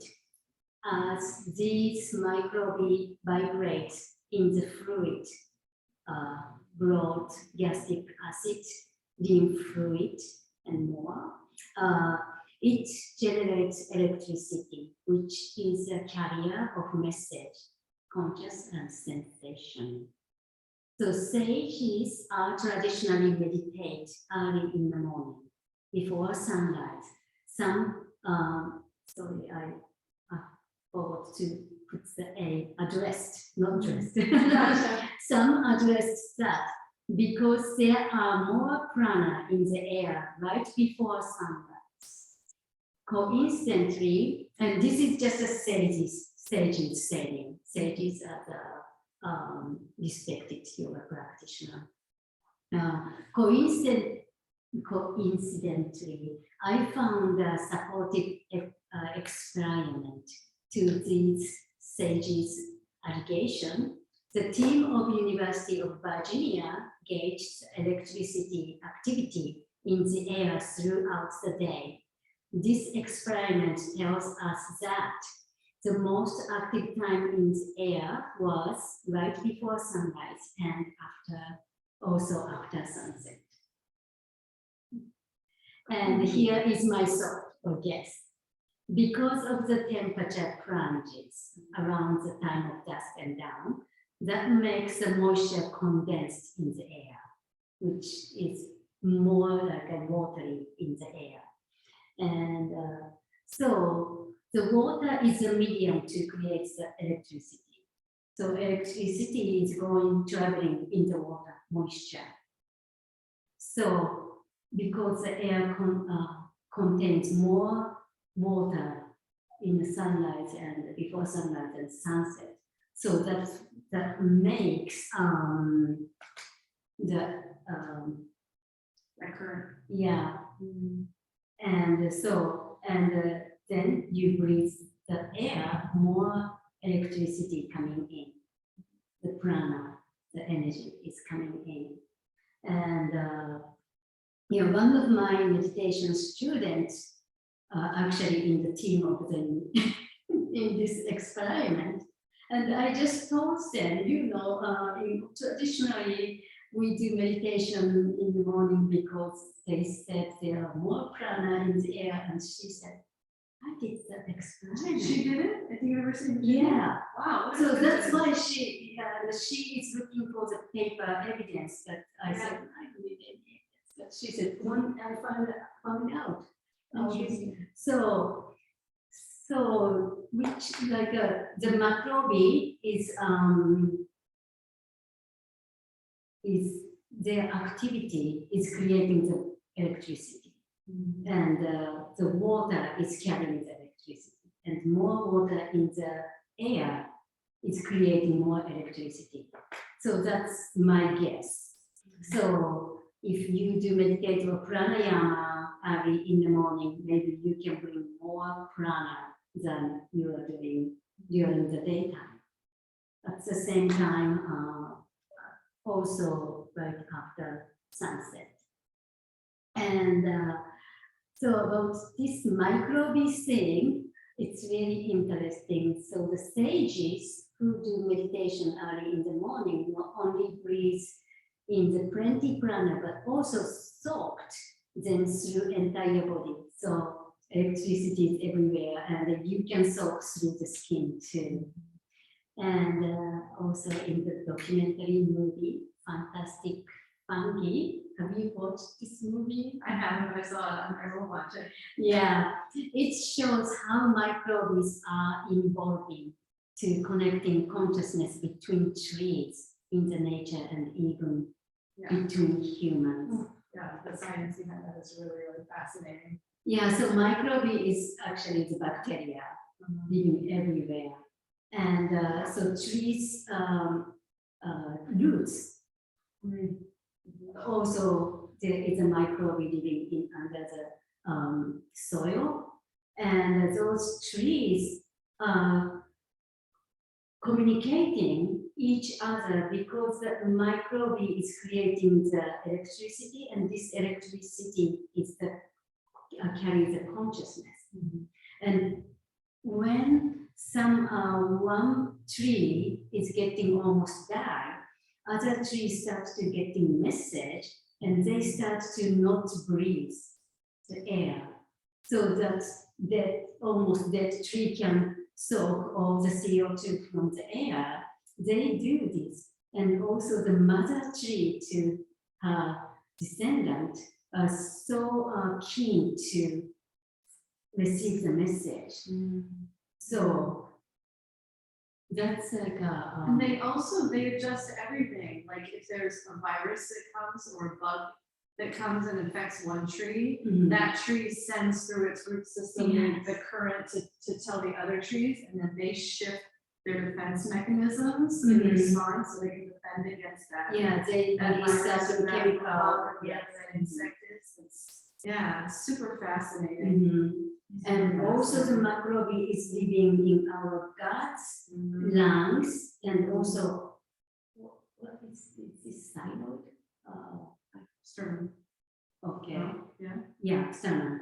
Yeah, and especially this and this are communicating through the microbe. So during the COVID time, we almost overuse the hand sanitizer, and every time we use, actually we bring the alcohol in through our air, and so many little children lost the microbe in their lungs, and now there are so many children suffering with bad cold. It's a normal cold, but because their defense mechanism is going down. So the number of the patient, like 0 to 4 years old patient number, entire world is so high right now. And also when I traveled in Japan, I realized each store at the entrance, they have the alcohol pump, and this pump is the height of the children's here. So every time they push, it's getting into the air, and the children are soaking those. So we just make a big mistake. You can't kill all the bacteria, you need good bacteria. Yeah. And I mean, that can, like, I know, like, having helpful bacteria can make you feel really vibrant and lively, and having bacteria that's not helpful makes you feel sluggish and depressed and down. Mhm. Like there's the vibration, the frequency of that, and how you feel. If there's a spark Yes. behind your eyes or not. And experience of wholeness. So Om is also said as A-U-M, and it's known as a sacred sound. And in Upanishad, so Upanishad is also another old yoga text, so you can just ignore. But it's explained as a sound. As the sound A indicates physicality, sound U indicates the energy, and indicates subconsciousness, which is Atman or your spirit residing within you. So it's almost telling this thing, physicality, energy, and wholeness is true of yourself. So, and from my practice and reading and listening various teachers talking, to me, it's that A is a creator, is a money maintainer, and is the destroyer, like Hindu Trinity.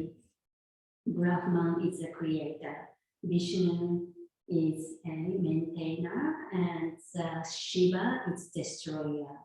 And this is a small cycle, samsara, and every time we create the breath cycle, we experience this. When you inhale, we create a new cycle, and retain the breath is maintained. And as you exhale, we destroy. And this micro samsara is happening so many times throughout the day. So we always have a chance to get out of one certain pattern of thinking, right? So you don't need to become a very stubborn old woman or old man, right? So if you think, okay, my life is not so great, so use next breath cycle to change your attitude, change your thinking pattern. And so then, is all vowel. Actually, it's in Japanese we explain it's like a half vowel, but it's almost like a vowel creates a vibration. And one of the students in my yoga class told me, in English, is the only word to make your mouth close. In English, it's the only sound that makes your mouth close. Both. A, B, C, D, E, F, G, H, I, J, K, and B. And like all the front of the mouth sounds, but they finishing is is close it down. Yeah, so I thought that was kind of interesting. Yeah. But so vowel is a mothership, not mother. Vowel is a mothership. So in most cases, Sanskrit sounds finishing with vowel sounds, A, I, O, U, and E. And I am not expert of the Sanskrit, but Japanese and Sanskrit is really similar, I believe. And as a Japanese way, we sound the vowel A, I, U, E, O. So the order is different, but A, I, U, E, O. And so unlike the consonants sound, vowel sounds creates a vibration. And so when we say sa, ta, na, ma, one mantra always vibrate, finishing with vibration sa, ta, na, ma. And the sound A creates vibration, and it allows the sound traveling farther away, rather than touch.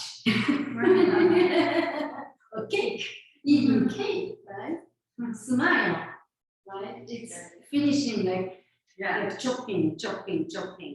But the sa, ta, na, ma, always traveling farther. That's the vibration. And that's how Japanese people are communicating more like, not depending on the hearing the pitch, more likely feeling that vibration coming to your body.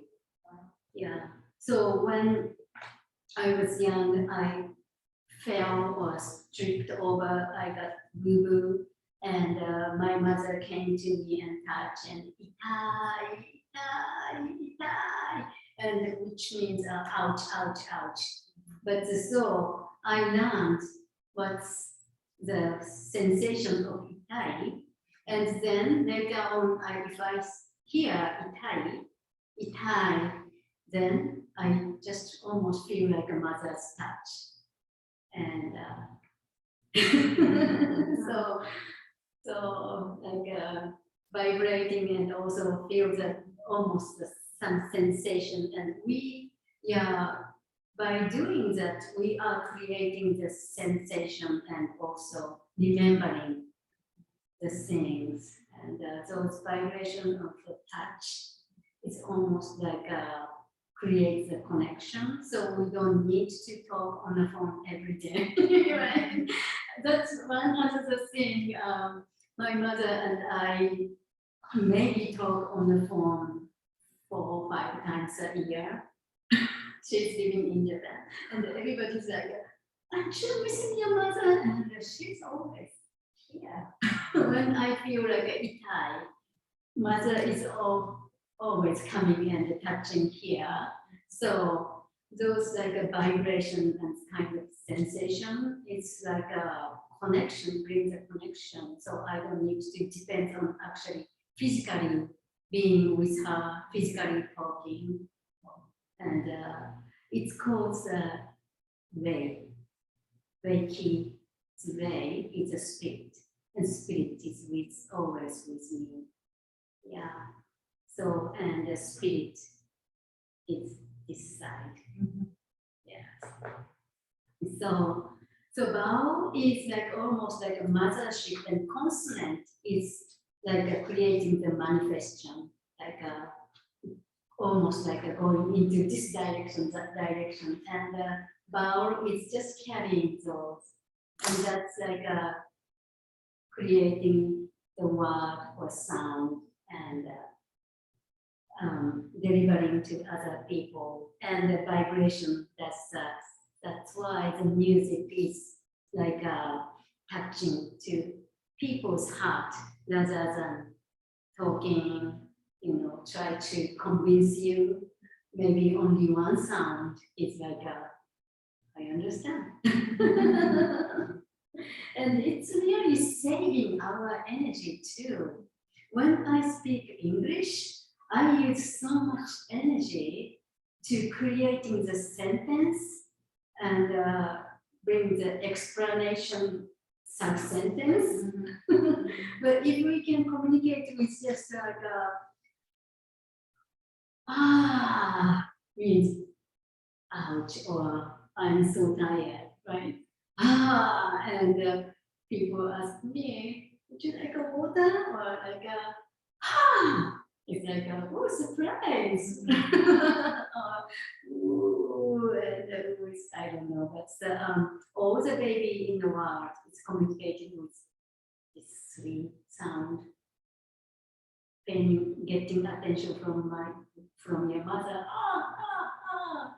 and it's like maybe diaper cry or milk cry, depends on the tone, like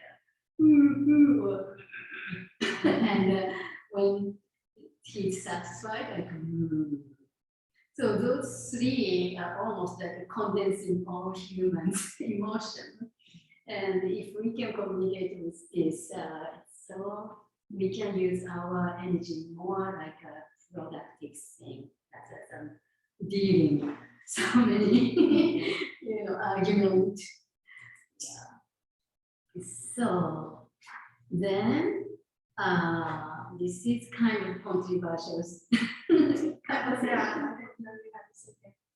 So A440 was created by a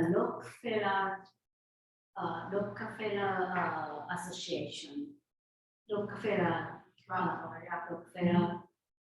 pushed to change the A sound is 440. And what he did, this is a real thing, it's not my imagination. He also gave lots of granted money to the percussion company in Chicago and influenced the company, all the percussion instrument tuned to is 440. And percussion, once you settled the key sound, you can't change. But the violin or violin cellos, guitars, you can always change the tune with your with this peg. But the percussion, once you settled, it's forever. So to me, that's kind of the plan to settle A is 440 into this world. And so this is kind of hard to understand if you are not familiar with the music scene, but in orchestra, they always have a keynote and all the instruments are tuned to the keynote. But because of the percussion is already set for 440, you should follow that, otherwise music doesn't harmonize. But what's the problem of 440 is you can see this image when this is created in maybe in a water image. So this is a book of the water sound image. This German person is do lots of research and creates a sound and see how sound creates in the water. And so I think this image is from this book, but 432 and 440 definitely creates a different image. And yeah, 440 is not so bad, but if you look at very closely, it's not totally symmetry or some crowds inside.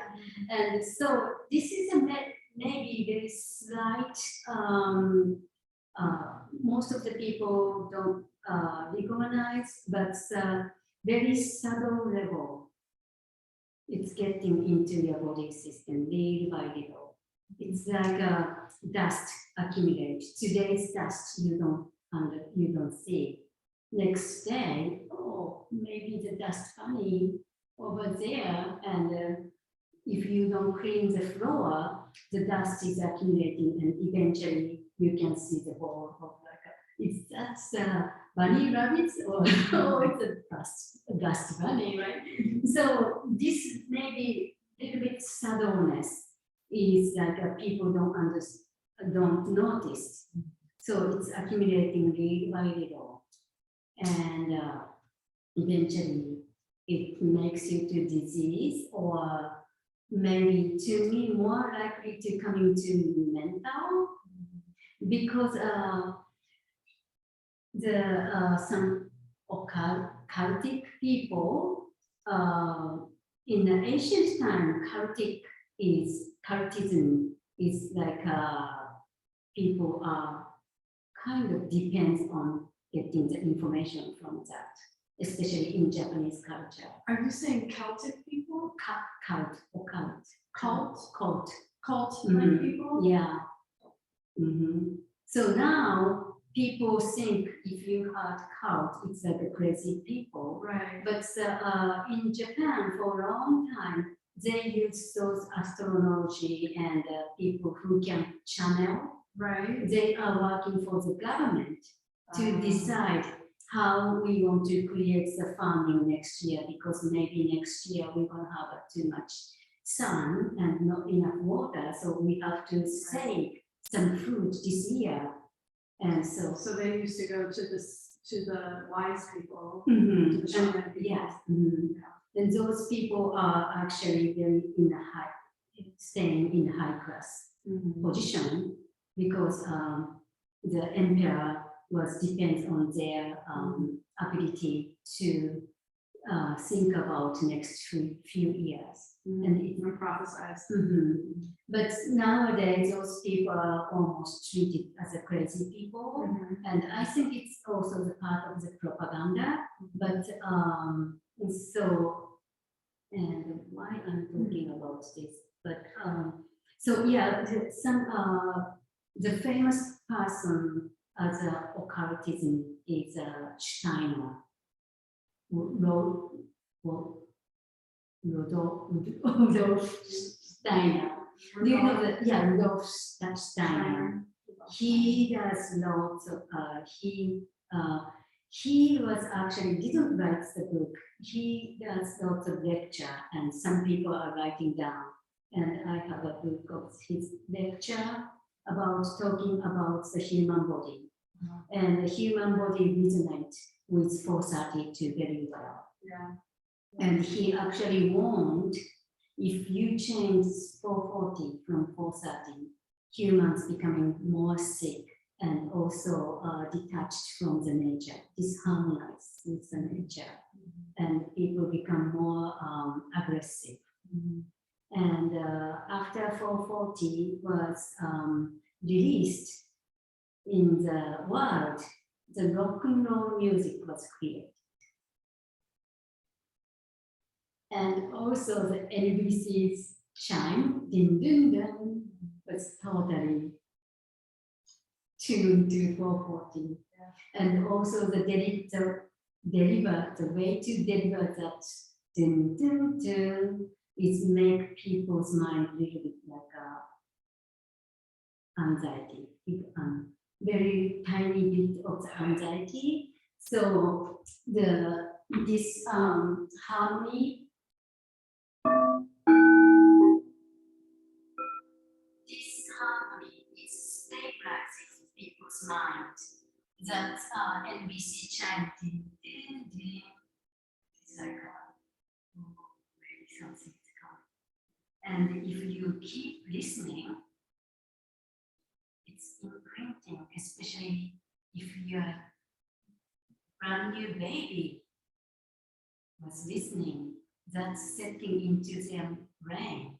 And that vibration is coming into their basic vibration. So, and I mean, you can even just tell, like, I don't listen to the radio anymore. And like, I can just tell that I feel happier and better not. And it's hard to know, like, where that source is from, if it's from the information or if it's from the sound vibration of the music, or like, you know, what that's about. But it's interesting. it's very interesting. And also in Japan, we have 7 o'clock sound. Ti, ti, ti, ti. And everybody knows that. And that sound is also exact A 440. Is it, and is it 7 o'clock a.m. and p.m.?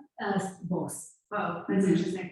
And do you know that through my Kundalini Yoga community in LA, there are a number of musicians I know that are now recording at tuning of 432, that are tuning their synthesizers and creating music that's tuned to 432 and having a pushback against this and changing the frequency.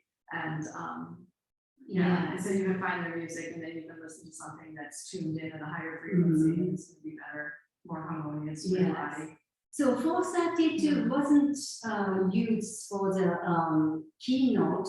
Before was like a 4. Oh no, the Italian opera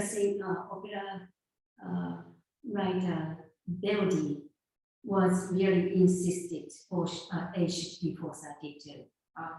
He was a fighter against the 440.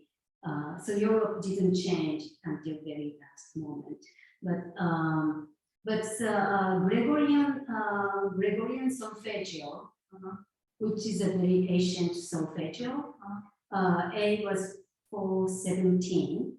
So some people, if you go to the good quality of the sound or praise, they said the A is a 417, and I see 440. And because of the percussion instrument all over the United States is 440. So if you want to play with the percussion, you have to have the same tuning sound. But so there is a choice. And 417 is also the good number. What are your goals? 432. 432. Mhm. Yeah. And many people just have like a good moment. Yeah, for sure. So and so then so this is almost finishing. So my conclusion, or this is like someone told me. So the energy seeks a form, and forms seek energy. This is like a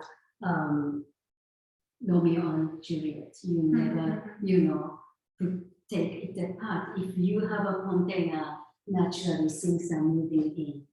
So with that reason, we as a human has a container as a physical body. So we are seeking for the energy.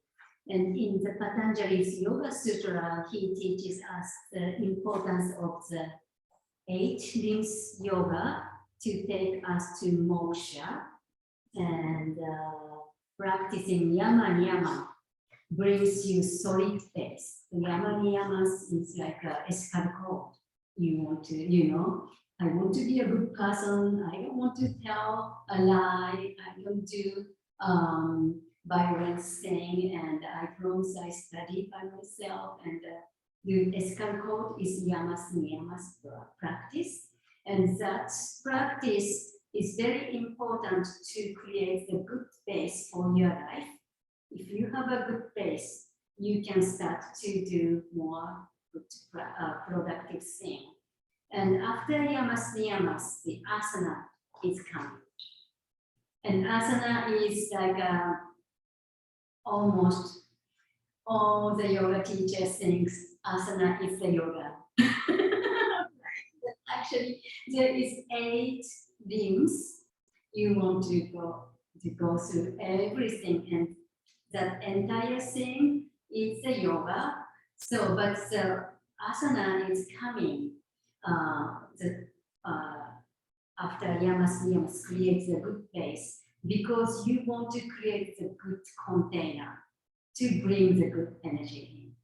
And after asana, it's a pranayama, the breathe practice. Breathe practice is all about bringing the good energy into your container. So energy seeks forms, forms seeking energy. And if your container and right container invites the right energy. So if you have this kind of posture, like a very depressed energy is coming into you, right? So this is a little bit of the weird talk. If you are a Reiki practitioner, maybe you can understand, but the yoga teacher also has to know about the Reiki. So my grandma, she never used the word Reiki or energy, but I believe she does this kind of thing. And she said the bad energy is a ghost, and good energy is God. So everything is a vibration. And if your body container is like this, see my back. So I am inviting some like a very lazy person to get on, riding on, right? Because if you are very tired, oh, I need a ride. And if I just walk into that situation and my body is like this, like my back is inviting those bad energy to ride on. So that bad energy is riding on, and that's like kind of haunted. Some bad energy is coming, and all of a sudden you feel like, and once the energy is coming into you, the energy is low, is a high energy is always going down to the lower energy. That's the rule of the energy. So if I have a high frequency and the person, some energy flew right on me as a tremendously low energy, he sucked all my energy out. So all of a sudden I feel like I don't feel any good today, right? But if your back is active, your chest is open, the solar plexus is the window for the sun energy to bring in. So if your front body is more open, back is more like active or close the window, the only good energy is coming into your body, but energy doesn't find a place to ride on. So that's with the reason you want to create a good posture with your body, and that's the asana is for.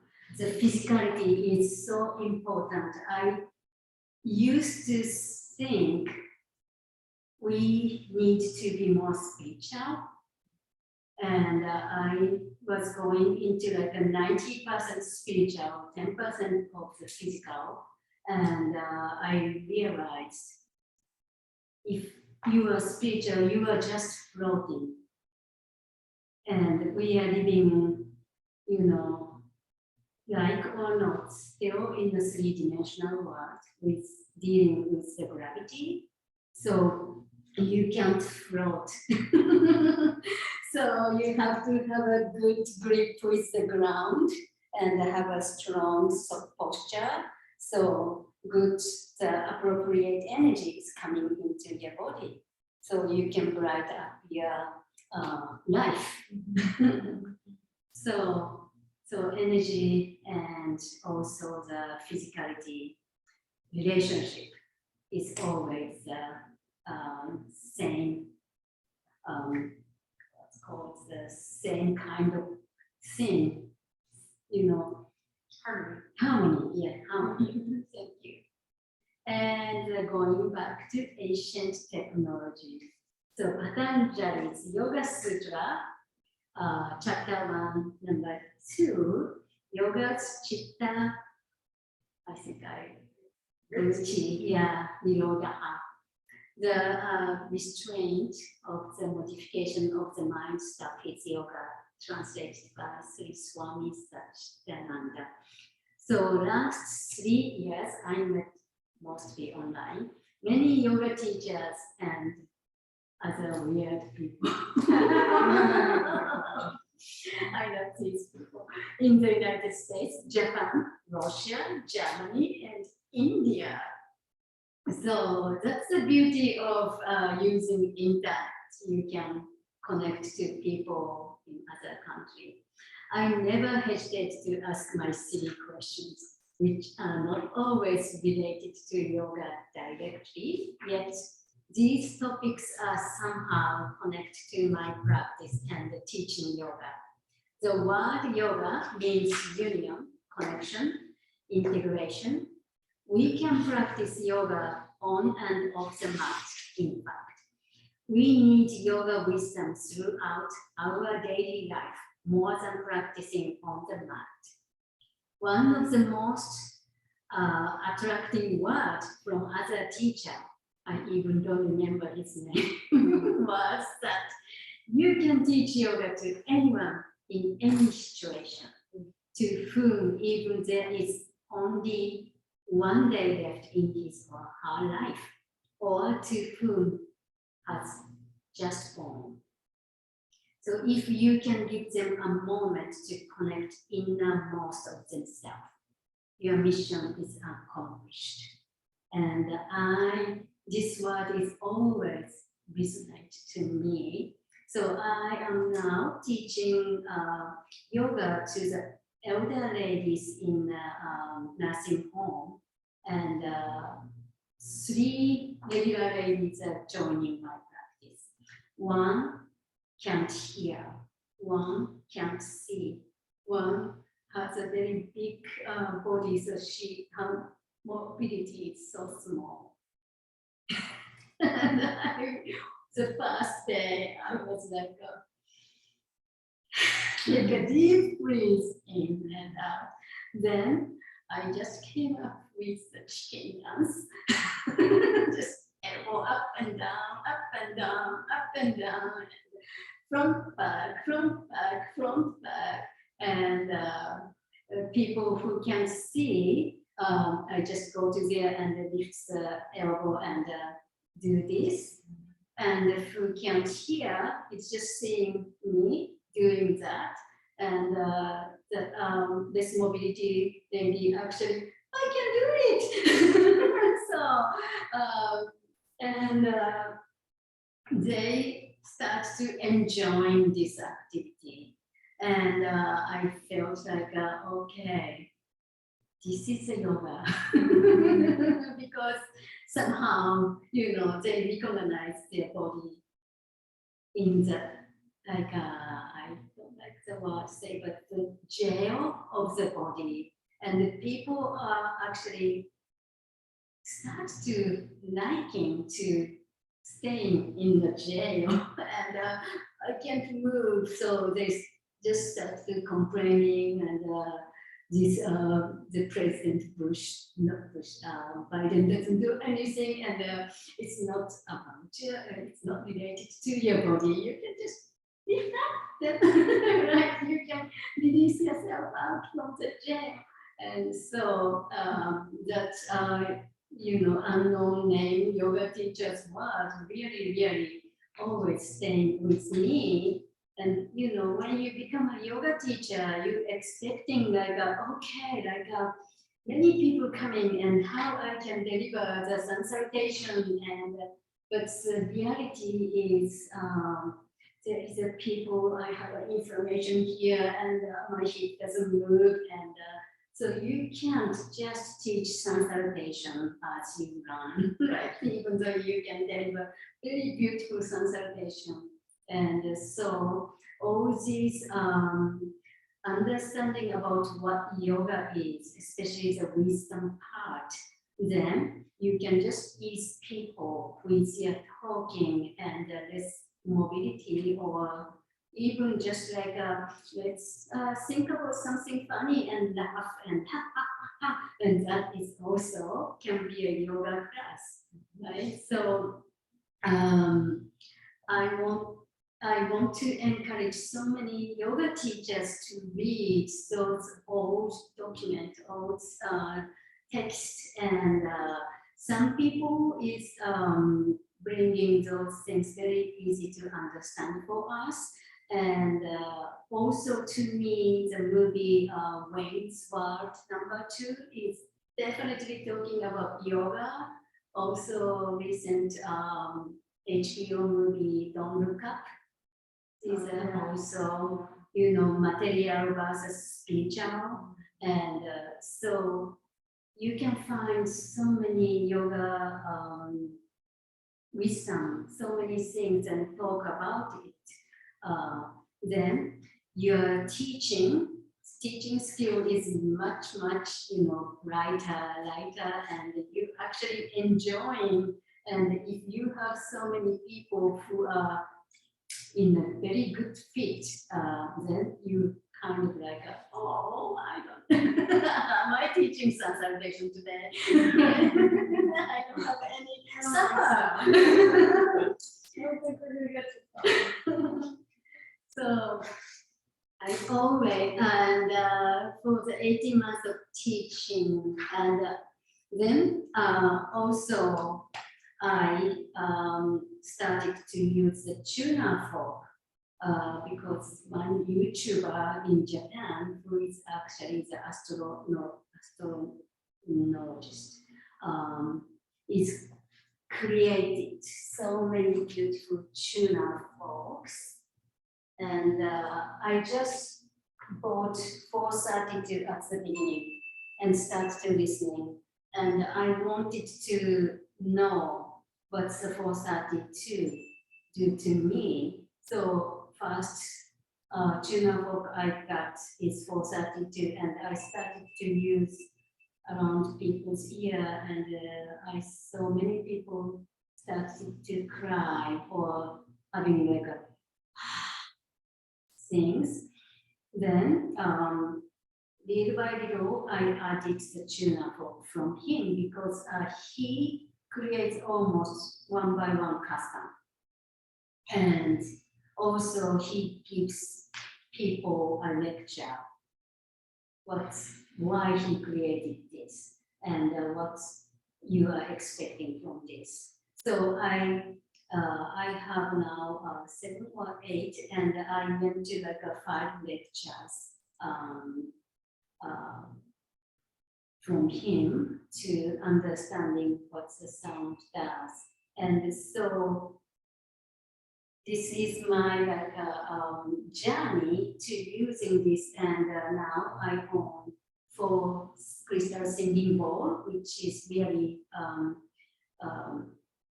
selected very carefully, and I paid $3,000 for 4 bowls, and but I didn't know about the harmony, and this harmony, this store person recommended me to buy. If you have only 3,000 kids, only 3,000 I recommend for this set of 4. So I just trusted in him, and I think that's the best choice for my $3,000 purchase. But it creates a very stabilizing harmony, and if I play like randomly, it never goes wrong. So there's no mistake I'm making by doing this. So please do research, and I'm using those things in my class also, Kakesh class.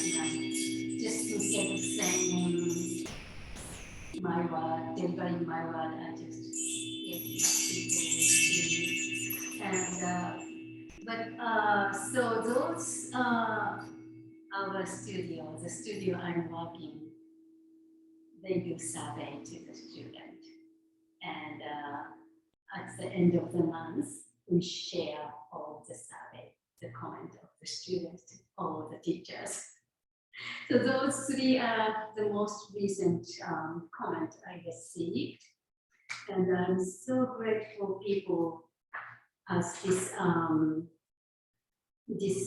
feeling or emotion or sensation, whatever. So I always leave with a better understanding of myself and my body after a class with Emi.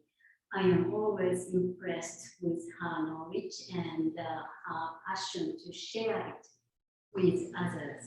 She describes poses and movement in such a way that you can visualize the breeze circulating through your muscle. Thank you for making our body and mind stronger. And this is really, really like meaningful to me because I believe myself. Even though, you know, I look like so crazy. The fundamental point or the motivation is I want to make people happy, and also because I have different points of view from the people here, because of my culture or language or my brain setting up.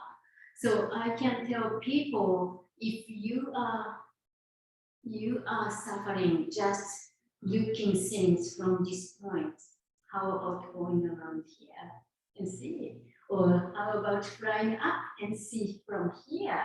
And so I can deliver those ideas to the people. And so people are not stuck in only one thinking pattern. Sometimes it's going this way, or maybe just scrambled and rebuild. So I trusted myself, I can do this, and I think You are. We have about 15 minutes left. Okay.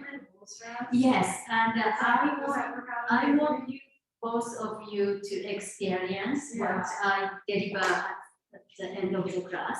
Right. So please come to, first, let's do the cleansing pranayama then. Okay, I'm gonna turn off the AC. Okay. It just got so hot, so just 2 seconds. I'll be right back.